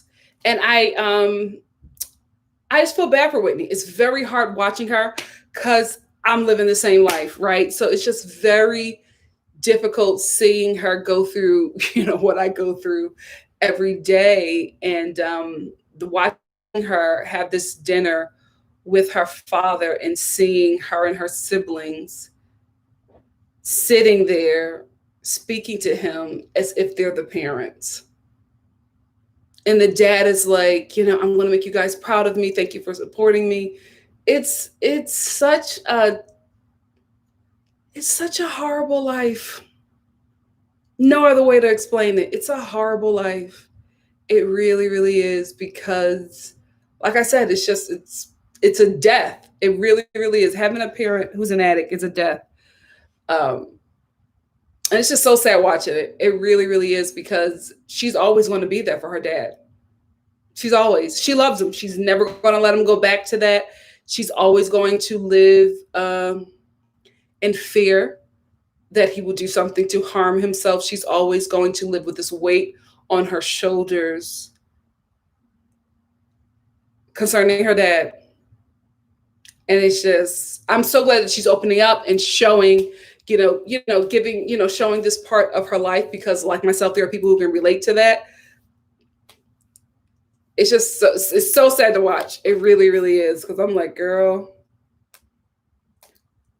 whew, that is not an easy life. Cause she'll never I'm glad that she was able to have her father for, a lot of his adult years because she was able to have at least a father for that time. Cause there are some people who, their parents got addicted real young and they never were able to have that. So fortunately for her, she was able to at least know who he was and have some sort of relationship with him in that manner. But it's like, he's dead. Like you literally have to mourn that part because that person is dead, never to return. And you have to now create a relationship with this person who is wearing the suit of your parent, but is no longer your parent. It's a complicated and sad life to live. Let me move on because this just got real dark. Sorry, it's nothing fun about addiction. I love Heather. I really, really do. She's becoming my favorite housewife on this show. I'm really enjoying her scenes. She's just a fun person. I feel like she's doing the Cynthia role right. Because Heather doesn't have any conflict, right? She doesn't really have anything going on. She tried to do something with Lisa and Lisa just shut it down. Girl, I don't think about you. That's enough. Lisa just shut it down. So she really doesn't have any kind of conflict. So she's that Cynthia character, but she's doing it so well where you enjoy her and you don't tire of her. I love the fact that she is just very open and honest about what she wants. You know what I mean? She's just I want to be booed up with a dude, but I don't want to be in a relationship. I just want to have really great sex with a Black man. very specific about what she wants. So Jen sets her up on a double date with Jen and Coach Shah and Heather and Big Daddy. And when Big Daddy walks in, Jen likes Heather likes it because that's just the type of brother that she wants. But I think she just wants any brother. I don't think it really matters. She's new to this, so she just wants something black. And I think the more black men she dates, she'll realize the kind of black man that she wants. But right now, she's living in a fantasy of a sexual fantasy of the being with a black man. I don't blame her. Who doesn't fantasize about being with a black man? I'm black and I do. Okay. It is what it is. I'm not going to judge it because I do the same thing too. But this is what homegirl wants. So at first, you think that it's working because sexually she's there with him. But this is my thing. And I guess I hate it because it's such an adult thing to do, but it's so high school. Such a high school thing that adults do. Like that if you don't drink, all of a sudden you become a square. Like she is, judging Big Daddy because he's drinking a Shirley Temple.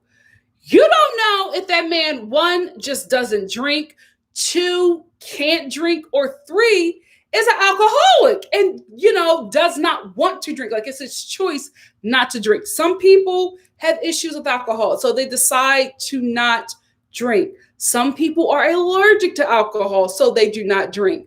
Some people don't like the taste of alcohol, so they do not drink. There's nothing wrong with the Shirley Temple, okay? That happens to be my drink of choice. So I felt like she was judging me. What's wrong with a man getting a Shirley Temple?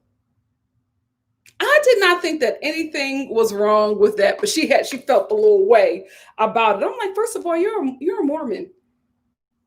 You're living in freaking Utah. You barely drink. Don't they cut the alcohol with water? So you don't even know what drunk is, girl. So don't be judging Big Daddy because she was loving him until he got that Shirley Temple. After that, they started to talk and she just realized that they don't have a connection. Like there's nothing there. I think if he would have just shut up and drank a beer, he would have, got the dessert he was looking for from Heather, but it didn't work out for her. But I don't know. I enjoy Heather because even when she met Big Daddy, she was just like, oh, hey, Big Daddy. Like I think what I like about Heather is that she's really confident with men that she's attracted to. And I love that about her because I don't possess that. I do. Like if I like a guy, I'm out. Like I don't talk to him. I don't give him eye contact. If he comes anywhere near me, I'm running out the door. I'm just not good with that. And I love watching Heather be so confident around a man that she's attracted to and like not stutter or be weird. I wish I could do that because she's like so good with it. Hey, Big Daddy, what's up? So what are you doing? Oh, great. Oh, that's nice to know. Just like in it and just confident. Girl, give me, I'll have what she's having. You know what I mean? Like, give me the tea. How do you do it? But in all honesty, Heather is just looking for a good time because she keeps on saying, I don't want a long-term relationship because I guess because our kids are probably going to watch this, she doesn't want to say, I just want to have sex with something black. You know what I mean? I want to know if the stories that I heard are true. I want to know if the porns that I watch are the real deal. It's okay. We're all a little curious sometimes. But take it from a black woman. When you find out what it is, you better be able to handle it because you'll go crazy. Mary. Okay, so the ladies plan, Whitney plans this fun trip to Vegas and Mary doesn't go. Mary, get the hell out of that closet. Guys, since she's had that issue with Jen, Mary has just been stuck in her closet crying and filming scenes. Girl, get out of that closet and go to Vegas. She just said, I don't want to be around Jen because if I'm around her, girl, go to Vegas and have a good time. Get out of that damn tacky closet and go to Vegas and give us a show. Because I have to be honest here.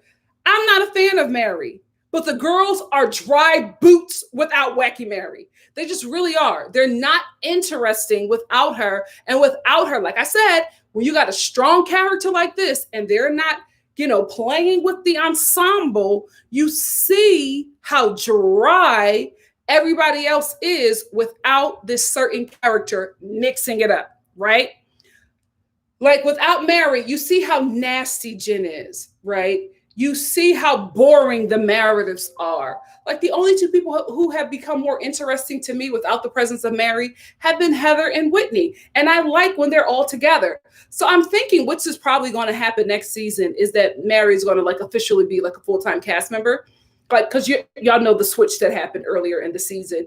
So I think with that, we're going to get another friend of the show because one of the girls who was a friend of the show, the happy birthday to you. Oh, wait, is it not your birthday? Her. I think her name is Sarah. She's been removed from the show. So we're going to get another friend of the show because unfortunately, Sarah was good for TV, but she's a terrorist. So she is no longer going to be a part of the show. So they're going to get a new friend of the show. Mary is going to become an official full-time cast member. So we'll get more scenes with her, like, you know, with her interacting with the ladies and doing trips and all things of that nature.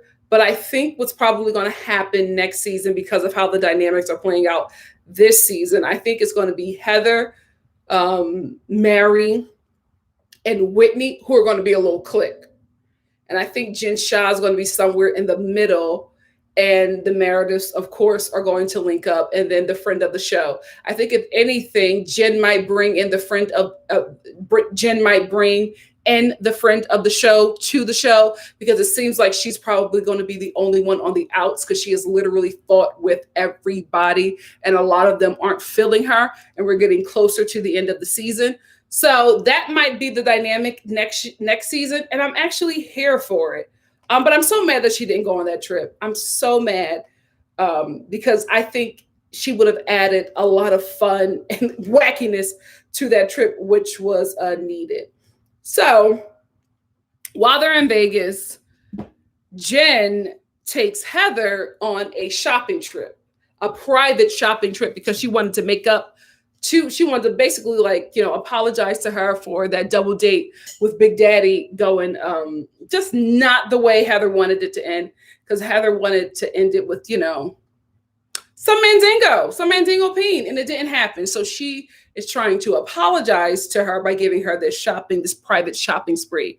And all I wanted to say about this is, my friends, and to the people in my life who love me, you can apologize to me like this. A private shopping trip? Yes, please. I was like, oh, this is a friend.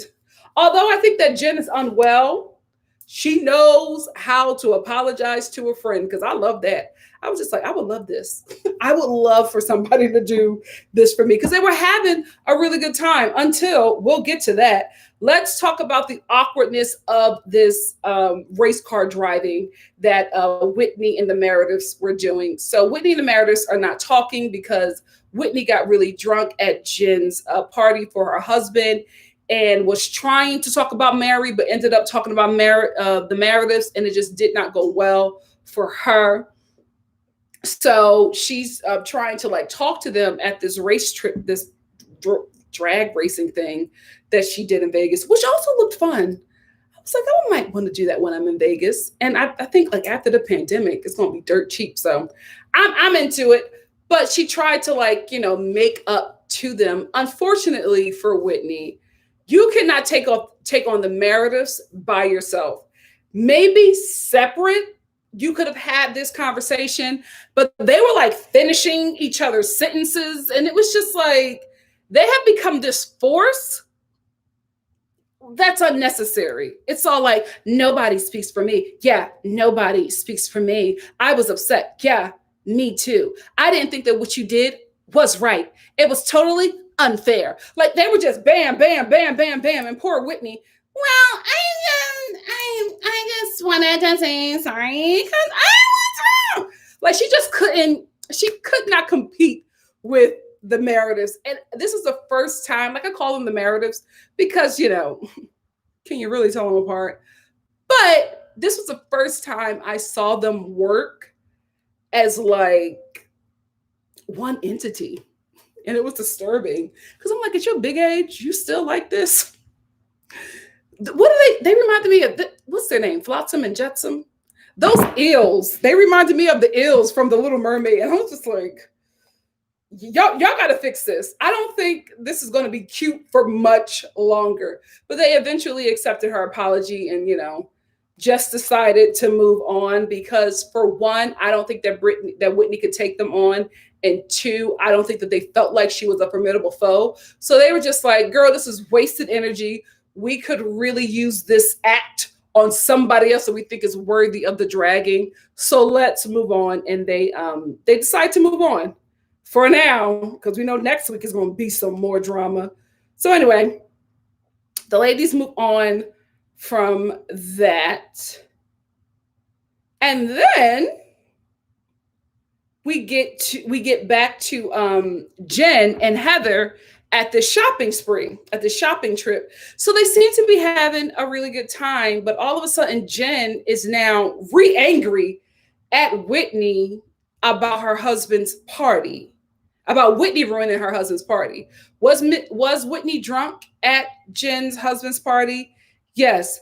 Did she get out of line? Yes. Did she say things that were untrue and uncalled for? Yes. Did she ruin Jen's husband's party? No. Who ruined Jen's husband's party? Jen. Jen, you ruined his party. You threw the glass. You actually ran into the room, got your husband, who was having a good time, screamed at him, pulled him out of the party, destroyed decorations, and started screaming at everybody. Your own son had to talk some sense into you and calm you down and drive you home like you were a toddler. You ruined that party, not Whitney. And you cannot get mad at Heather for not fully being on your side, because Heather even said it. She was just like, being friends with Jen is like being one of her henchmen. Like, if you don't agree with her and do her dirty work, she has an issue with you. And to that I say, Heather, maybe that's not a friend that you want, because I don't think she's friends with Jen for the money, because Heather has a lot of money. She married a billionaire, right? She married into a billionaire family. So she has money. She's fine, but I think she likes Jen for two reasons. Jen is living the life that I think Heather wants right now. Not like money-wise or anything like that, but Jen is in a relationship with a attractive, Black man who has money and is a really good guy. I think that is something that Heather is looking for, right? So she feels like this is somebody who has the tea on where to get like good quality Black men from. But I also, and in that, I also think that is her energy is also something that attracts her, because that's what she wants. Because Jen gives off this, I got a Black man and I'm in a Black community and I can, she gives that. Weirdly enough, she gives that off, and I think that attracts Heather because, again, that is something that she wants. That is a life kind of that she desires. And also, Jen is somebody who is kind of the cool girl, right? Kind of the cool fly girl. And we have seen with Lisa that is also something that Heather desires to be, the cool, popular girl. So I don't think that this is a friendship that she benefits from. But I think this is a friendship that she desires because of what she believes that she can get from it. But I don't think she knows that she's hanging with these girls who she thinks is that girl, or those girls, those cool, popular girls. I don't think Heather realizes that she's that girl. I think now, maybe watching the show and seeing the reaction to her from the fan base, I think now she probably realizes that she's that girl, or I hope that, and I hope she walks into that with next season. But I don't think she needs a friend like Jen. I don't think that Jen is a good friend to her. And I think it's exhausting to be Jen's friend, because Jen set up this private shopping thing for her, saying that she wanted to do that for her because she felt bad that the double date didn't go wrong. But as soon as you had her there and had her trying on clothes and had her feeling very confident about herself and being very thankful to you, you bring up Whitney. So were you doing this to maybe butter her up in hopes that when you bring up this conversation, she's on your side? Were you being manipulative by giving her this treat and then asking her to talk to her friend, who the last time I checked, Whitney and Heather were cousins. So I'm like, you want her to go against her family for this fickle friendship? She's literally friends with Scarface. You think that she should go after her blood for you when you're an emotionally abusive and exhausting friend? Where does that make sense? Heather doesn't do this to her. Whitney doesn't do this to her. Whitney doesn't drain this woman spiritually and emotionally. You do. And that's her family that she has a good relationship with. There's no way that she's going to go against her for you. And you can't be mad at her for that, Jen. So Jen is like, you need to get your girl because she ruined my husband's party. And I haven't thrown my husband a party for 25 years. So this is the party that I threw for my husband for 25 years. Why did it take 25 years for you to throw your man a party? Something is going on in this marriage because it's just not adding up. It's not, the math ain't mathing with this relationship. So something is going on. Either they've been broken up for a while and decided to get back together, maybe for the sake of the show. I don't know what it is, but something is going on. The math ain't mathing. It's not. It really, really isn't. Something is going on. Jen is keeping something from the audience. I don't know what it is, but I think it has something to do with this marriage. I really do. I don't know. I don't think they were together before this show, guys. I really do not think, I don't even think they were living in the same home before this show.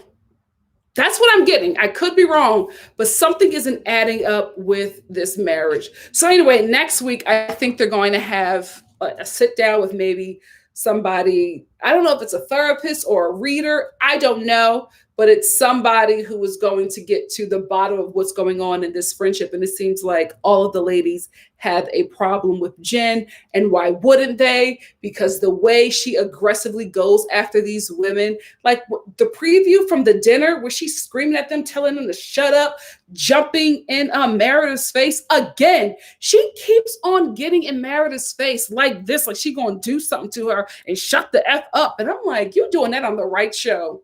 You're doing that on the right show to the right women, Jen Shah, because you damn sure could not do this in Atlanta or Potomac. Monique would have cracked your skull open to the white meat and Portia would have kicked you down the flight of steps.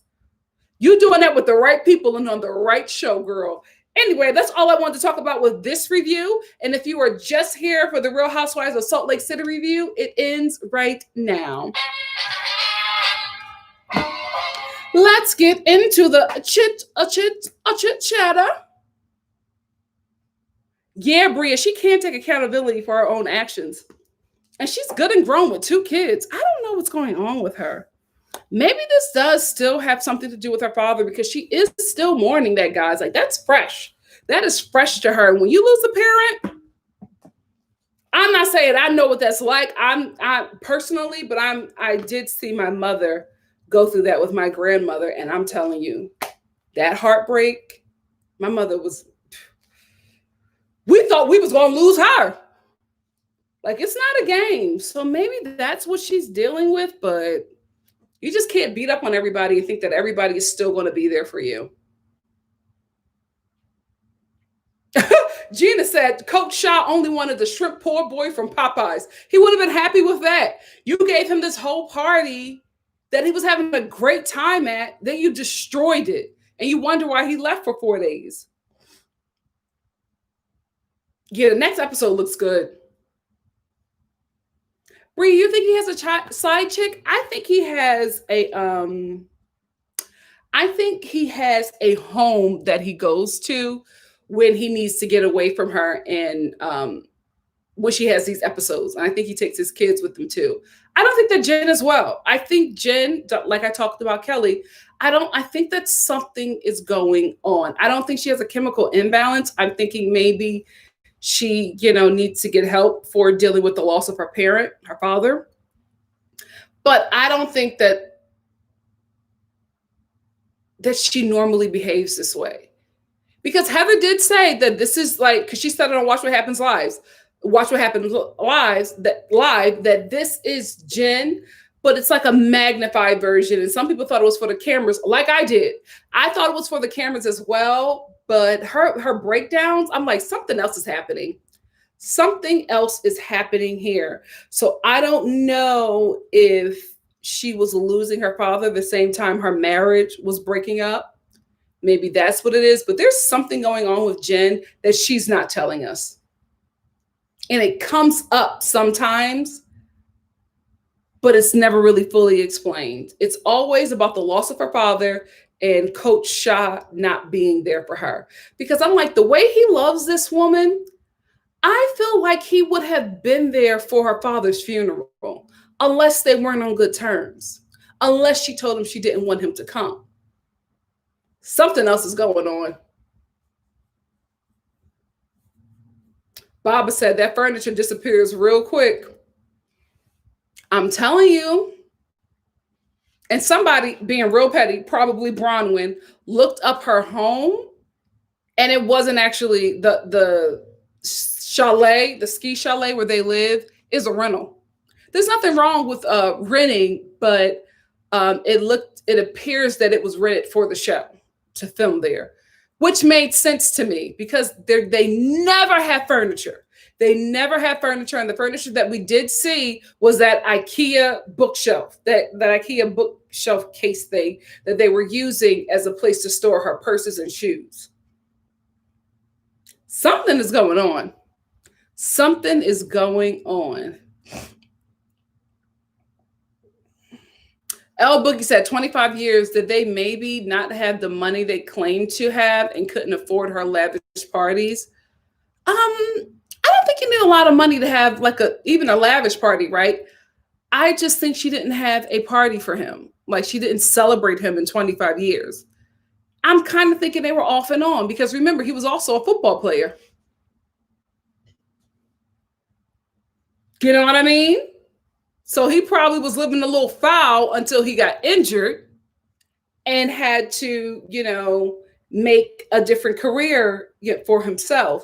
And he even said during that time of his rehabilitation, he wasn't a good guy. He wasn't a good husband to her. He wasn't there for her. So methinks that they got it together while he was becoming a coach, but they were probably still living estranged, I think. And, and then she got the show and they said, let's come on as a united front. Let's move in together.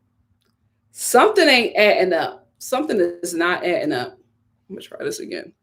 I keep on trying to make this Pat McGrath highlighter work. So we're going to see. Oh, nigga, we're going to see. Oh, my God, that's a damn word. I'm sorry. Damn rap music. I got enemies. Got a lot of enemies. Gina Maxey said, whose hubby leaves for 4 days when he's mad? Coach Shaw was off work. He's stepping out. Child, we don't want to believe it. Me, don't want to believe it because he's a nice guy, but girl, him and Ralph, where y'all going for 4 days? What's going on? Oh, it gets bright right here. It gets bright right here. Oh. Okay. I'm getting better at it. I think I need more. Wait. Child, I'm gonna look like a disco ball for Love After Lockup. The only thing is I already have an oily T-zone, so I feel like if I wear this outside, it would be just too much, Pat. It would be too much, Pat, if I wear this outside. Maybe this is good for like the winter. I don't know if it's good for the summertime. You hear them vagabond children? They had to come and fix the hot tub again because they destroyed it. But again, right? It's none of my business. Okay.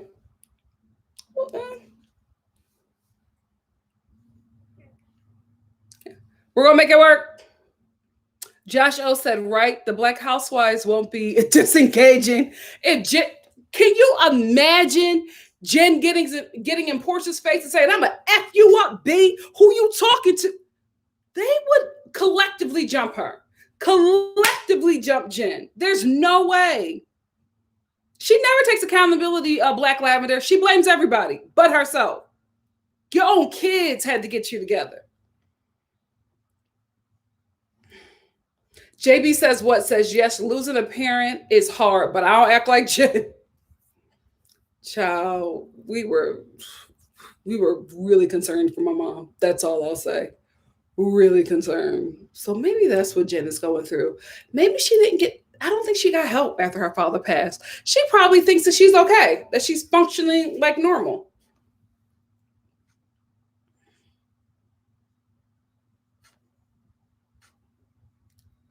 What is this?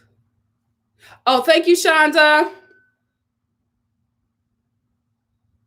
Black Lavender talking about Heather. She wanted to be booed up with the big man, but he talked too much. You know what? So many men talk themselves out of good coochie. They really, really do. You just feel like, wow. You had me until you started speaking. Just shut up, guys. If you feel like you're doing good, just shut up. Just shut up.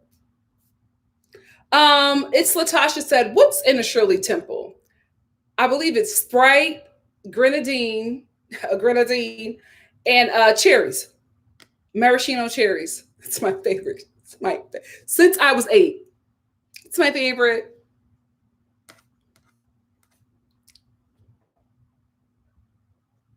Baba said, did anyone get bipolar vibes? She just snapped. Yes. And from somebody who has a bipolar family member, I absolutely got it. But I didn't want to say it because I know bipolar looks different in different people, in every person that has it. But as somebody who has a bipolar family member, absolutely. You just never know. You never know when the ball is going to drop with them. You never know. And you never know which side of the coin you're going to get. Because when it's good with them, it's good. But when that coin flips, you never know when you're going to get the other side back.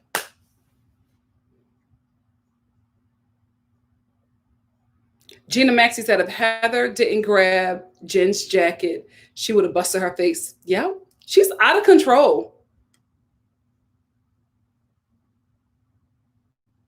It's Latasha said, Jen sounds like Nene. Later season Nene? Absolutely. Gina Maxey said, Jen's son knows how to calm his mom down. And that's true and unfortunate. That shouldn't be his job. That should not be his job. JB says, said Jen is alone in her relationship. It seems like it. It seems like it. As we talk about this couple a bit more, they're not telling us everything that's going on. And we might not find out about it until the reunion.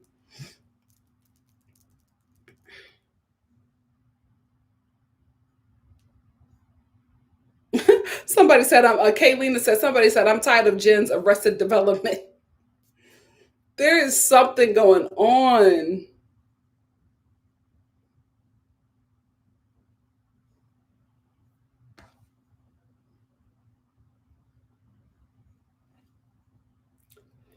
I'm trying to catch up.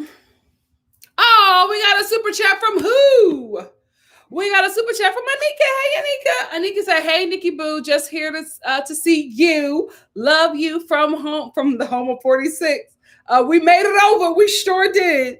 We sure did. Come on, my Delaware queen. Thank you for the super chat, my love.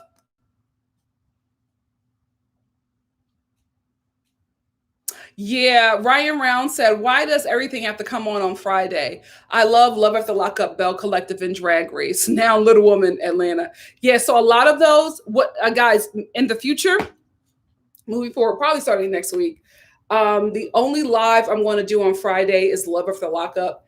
Everything else is just going to have to be edited because Saturdays are about to get crazy for me. So everything after that is going to have to get edited. I think Drag Race this Saturday is going to be my last live for Drag Race. But I'll keep Love After Lockup on Fridays, the live for now. But yeah, way too many shows come on Friday, which is not smart. I think they're doing it now because we're in a pandemic, but I'm just like, guys, when the world opens up, Friday will not be the day to put a show on. It just won't. Nobody will watch it. We'll all be watching it on DVR or on YouTube. So y'all better be smart, because when we are able to really get out, we're going to be out. Even the introverts. Hello, I love being home. But when I can really leave and get out there and zip and do it, I'm going to be out every weekend. I'm going to find something to do. It's not a game.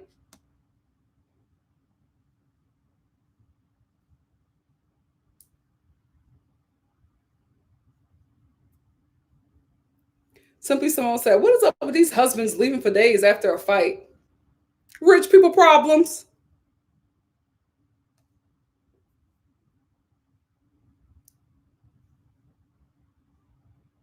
You're right, Misty. Everybody grieves differently. So we don't know. We don't know. But I do know when she flies off the handle, when she comes down, she talks about two people, her father and Coach Shah. Something happened there. Something happened there.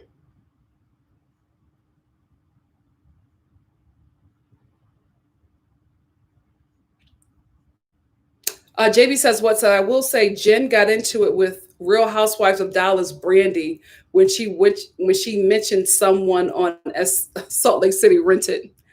Oh God, Dallas is a mess too. I told y'all I am going to start reviewing Dallas next week. The only reason why I'm doing it is because I need to see how the relationship with the new Asian girl, the only Asian girl on the show, and the redhead, how that works out. Because right now I'm not liking what I'm seeing, and we have to talk about that."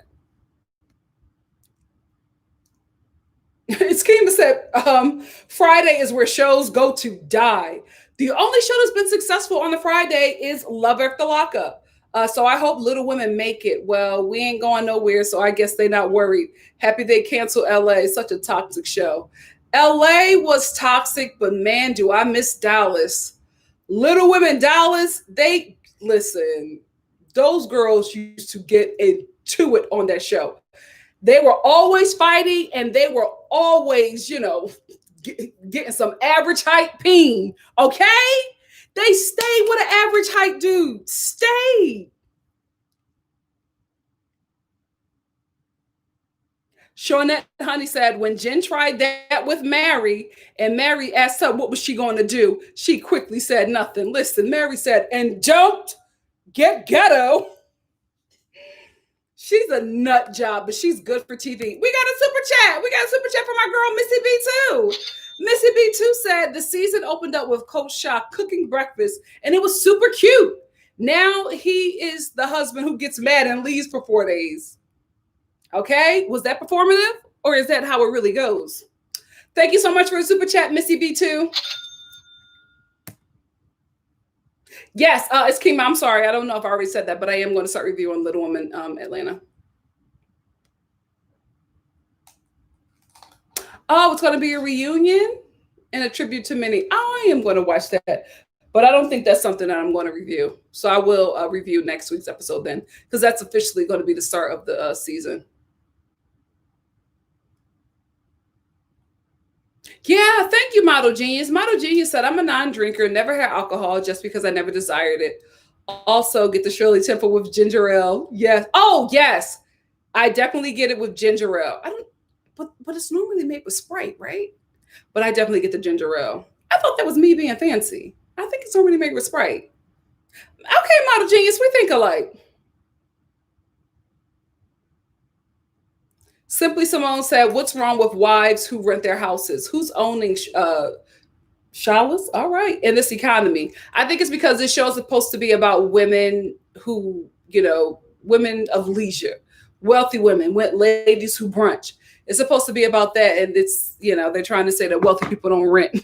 Like if you got money like that, you're an owner and it doesn't matter. Like, unfortunately, the one who has the most money in this show is Heather and Mary. They got money. Everybody else faking the folk, renting these clothes and returning them. Meredith too. Meredith seemed like her man got money. Yeah, I'm definitely. Yeah, I don't be doing all that drinking. I don't like the taste of alcohol. It's not for me. I'm like, this tastes like hand sanitizer. There's not an alcohol I've tasted that has been like, oh, this is good. And that stuff burns. I told you when I had my first drink not too long ago, it was a pina colada with rum. I got so sick.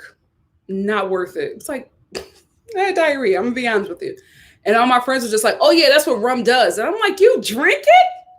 You know this is going to happen and you still drink it? I'm okay. It's not for me. Not my man. Oh, shoot. I got to get out of here. Love After Lockup about to come on. I'm glad y'all like Dallas. I'm not interested in the ladies of Dallas, but I specifically need to see the rest of the season because I feel like this redhead is going to try to rebrand herself, and I'm not here for it. I'm not here for it.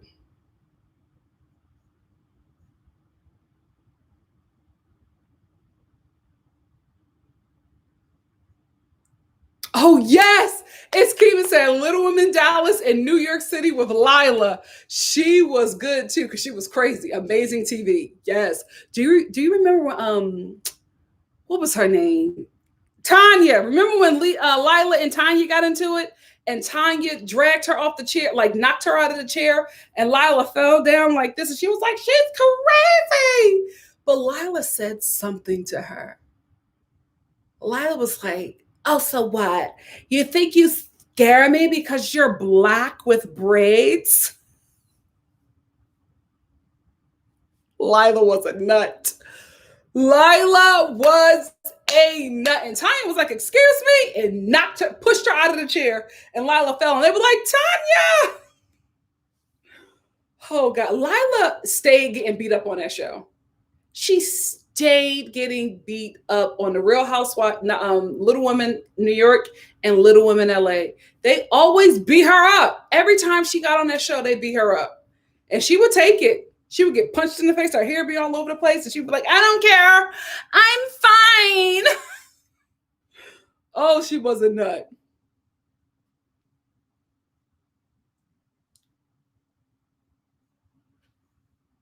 Honey Jack.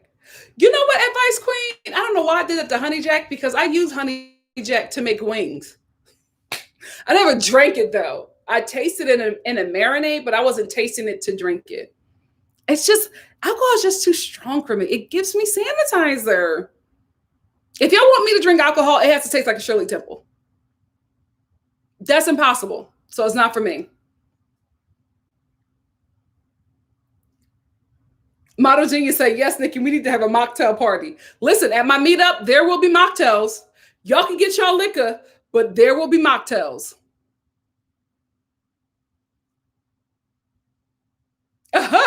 Tony said, especially during carnival time, we be kicking back those Johnny Blacks. I want to go to a carnival. I want to go to the one in Toronto. And I heard about, I think it's in South Carolina. That's the African American carnival. That's the one I want to go to as well. Because I told y'all my family is from Savannah, Georgia. Like that's where we started, I guess you could say, because that's my great grandmother was born on the plantation in Savannah, Georgia, and all we have is her. Like she was our history, so we don't know our family before that. But we know of our siblings that are still there in Savannah, Georgia, but we don't know the bloodline before it because she was born on the plantation and given away. So like half of us stayed in Savannah, Georgia, and the rest of us from my grandmother's bloodline moved to Philadelphia, and her siblings, two of her siblings moved to Philadelphia. We started from there. So we 500 deep in Savannah, Georgia, and we're like 1,000 deep in Philly. So it's a funny mix when we all come together. But I basically said all that to say I have reasons that I want to spend some time in the South, and that carnival, I think it's in South Carolina, is where I want to go. Misty said Caravana in Toronto is lit. I want to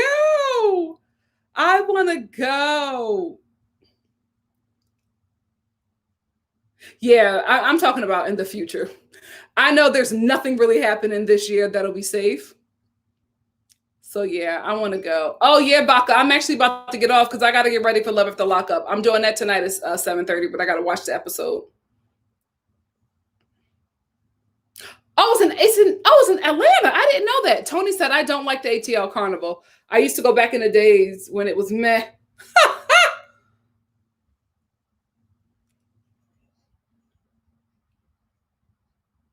Oh, Jen Buddy 1984, what's up? She said, "Oh wow, I'm from Athens, Georgia, but some of my family migrated to New York and Philly. That's where we all go because it was free. Philly was the free city. That's where our people went to live free and not as slaves, or not still be treated like slaves when we're free. And that was also a free city that you could escape to if you were a slave, it and be and have the slave title or whatever removed from you, and you could live there free as well. You just had to escape to Philly. That's where Harriet Tubman brought a lot of our people to Philly. Look at me. I'm telling y'all, I know Philly history, American history, Philly history. You can't touch me. You can't touch me on Philly history, baby. Oh, Tony said if it's not in Trinidad or Toronto, the rest of the carnivals aren't that great. Miami has great parties, but the parade is whack. Duly noted. Trinidad 2022. That seems like, what? I think I might do it. I think I might do Trinidad and Toronto in 2022 because that stuff's going to be lit. Like the stuff, the events after the pandemic is going to be crazy, and I don't want to miss it. Oh, Brazil has a crazy carnival. They put money into that carnival. I want to go to that one too. Tony said, one year, Nikki, after this vest, you got to come to Trinidad Carnival with me. Yes. You'll be like, what the hell? I will. Yep. My family is in Delaware too. Advice Queen.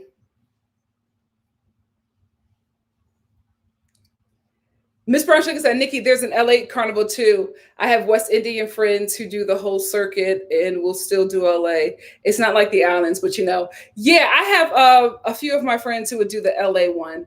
Recently, it hasn't been hitting.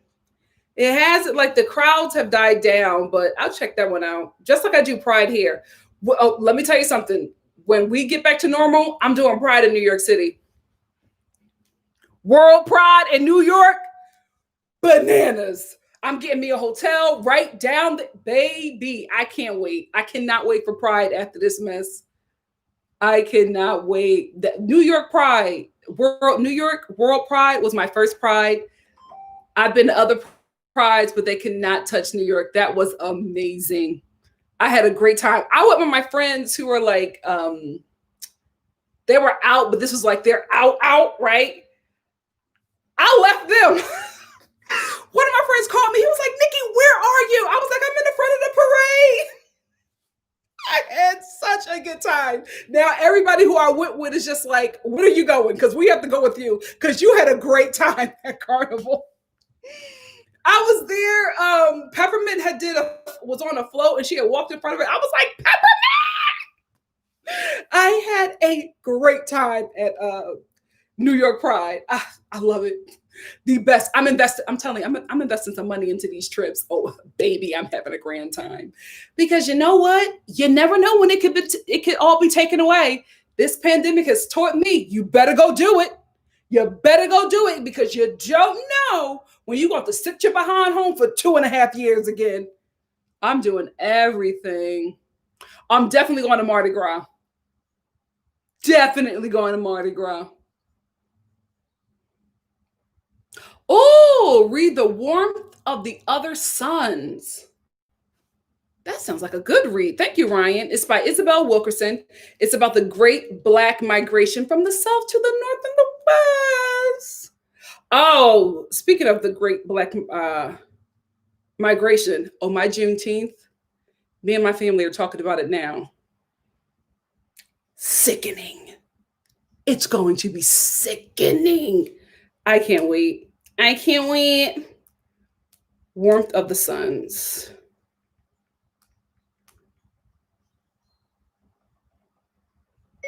Warmth of the Suns. Got it. Let me add this to my Amazon cart. Thank you, Ryan. Thank you so much. Oh yeah, I want to do Atlanta Pride too. You know what? Will I be living in Atlanta during Pride? Girl, we probably would have moved to Atlanta at this point, but Atlanta don't know. They don't know what they're doing with this pandemic. I tell you, the last time we were there, we was just like they are too open. Like this isn't right. So we put everything on pause till they get themselves together, and then we're going to go back out there again and go home, honey. Shanna K said carnival meetup overseas is a must. I'm putting my knees and ankles in training.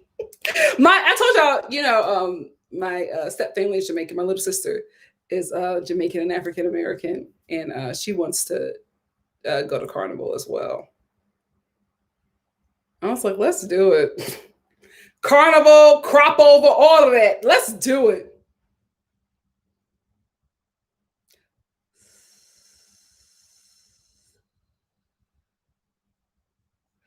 Tony, I don't know if Simply Simone. Oh yeah, she answered that. Okay, because Tony, they do. I that's what I do when I get my Bath and Body Works sets. I make sure I get sets to have the sanitizer. The best one is their eucalyptus mint one, I believe. That one, it's my favorite one from them.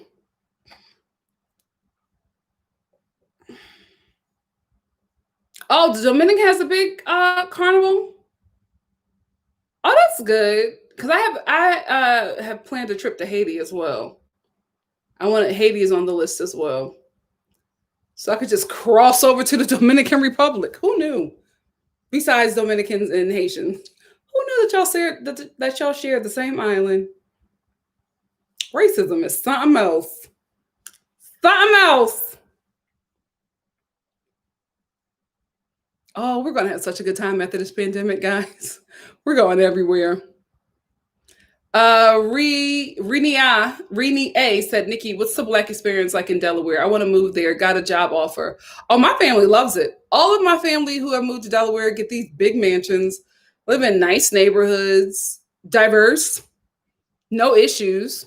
They love it. They love it. Delaware just isn't for me. I don't have nothing against Delaware, but I feel like if I was older and slowing down in life, I would want that. That's where a lot of the older people in my family moved to. I'm such a city girl. I'm definitely going to be that one that has an apartment in New York City. That's just me. That's like the dream.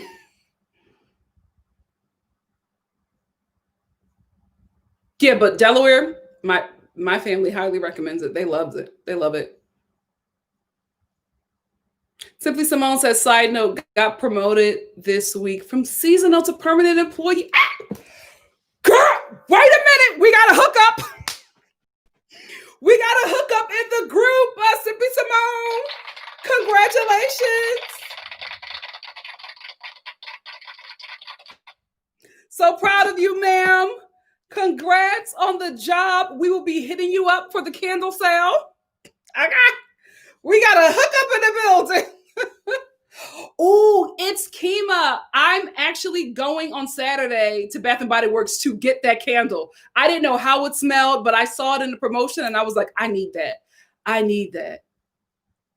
Gosh, I'm glad you like it. Oh gosh, yeah, okay. I'm done because that was on my list because they sent me the promotions and coupons, and I was just like, I'm getting that candle. I don't know what it smells like, but strawberry pound cake. Strawberry pound cake sounds delicious. Advice Queen said, I'm trying to get out of Delaware.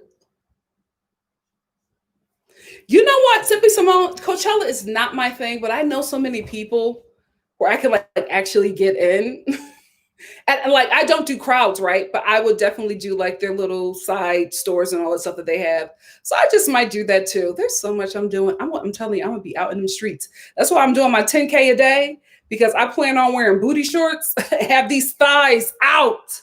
These chocolate thighs are going to be out. I'm gonna be a mess in them streets. I'm out. A mess. We're gonna have some fun story times, girls. Antilles 86. My favorite scents are sweet. I like sweet scents like apple, mint. I said sweet and then I go to mint, but like apple, mint. I also like, the aromatherapy kind of smells, lavender, eucalyptus, limoncello. I love that candle from Bath and Body Works. Winter candy apple. I'm actually, let me know if you shop the Shea Makery. They just sent me a coupon for $25 off. I was just like, okay, well, I'm going to use that. And I'm going to get some candles from them. If you've ever shopped there, let me know what you think about their candles, because I'm getting their fruit cake candle, their fruit cup candle, and I'm getting their root beer float candle. I've never tried it, but I'm a sweet girl. I really like smelling sweet. Tasty, you know what I mean? I like to walk by a man smelling like dessert, because I am. I'm gonna be a mess in them streets. I can't wait. I can't wait. Please wear your mask. I gotta get in them streets.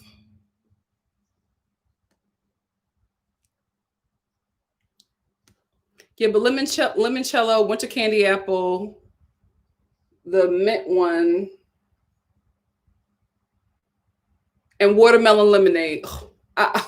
I will burn through a watermelon lemonade candle from Bath and Body Works.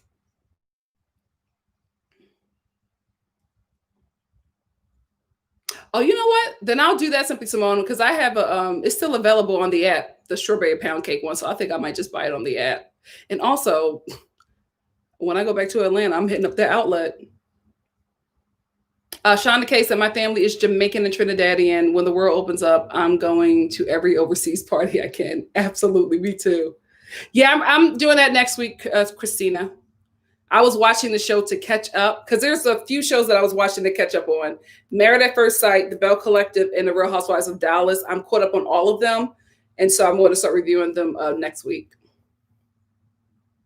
And Basketball Wives are coming up. Kaya Peters said, you got to go to Bath and Body Works and get the mahogany teak wood. Smells like a good man. Ooh, all right. Yeah, Yankee Candle and Bath and Body Works is one and the same to me. Oh, I already got my body bronzer, Baba. I'm ready. Child, these thighs and these titties going to be sparkling. Sparkling. All right, guys, let me get out of here, family, so I can be ready for this show tonight. Shonda said all of our thighs are going to be like, Ashanti's, yes, that's my inspiration. I said, oh, yes. Oh, girl, I'm going to be doing it. Looking fabulous, but cut up in the tight shorts. But it's okay. We will all have had our fill of comfy clothes. Coochie cutters to the empty bin. Let's go. Let's go. So we can get out in them streets. We got to get in the carnival. Hey, and pride. We got to get out in them streets. All right, family. Let me go. If you do watch Life After Lockup, I will be here tonight at 7:30 p.m. to review that show. If not, I'll see you for Drag Race tomorrow afternoon. And if that's not for you, I'll see you on Sunday for 90 Day Fiancé, because y'all seem to 90 Day Fiancé and Life After Lockup. That's where I get a lot of my subscribers from. Y'all love those shows. So that's where I will be. Love you so much. Thank you again for spending your time with me. Guys, we're I don't want us to get back to normal, but I'm glad that we're getting as close to normal as we can from the mess that we lived in. I'm relieved. I'm so relieved. Get your steps in, and I will see you later tonight. Oh, shit. Ashanti is Trinidadian. I thought she was Dominican. Either way, I'm not shocked.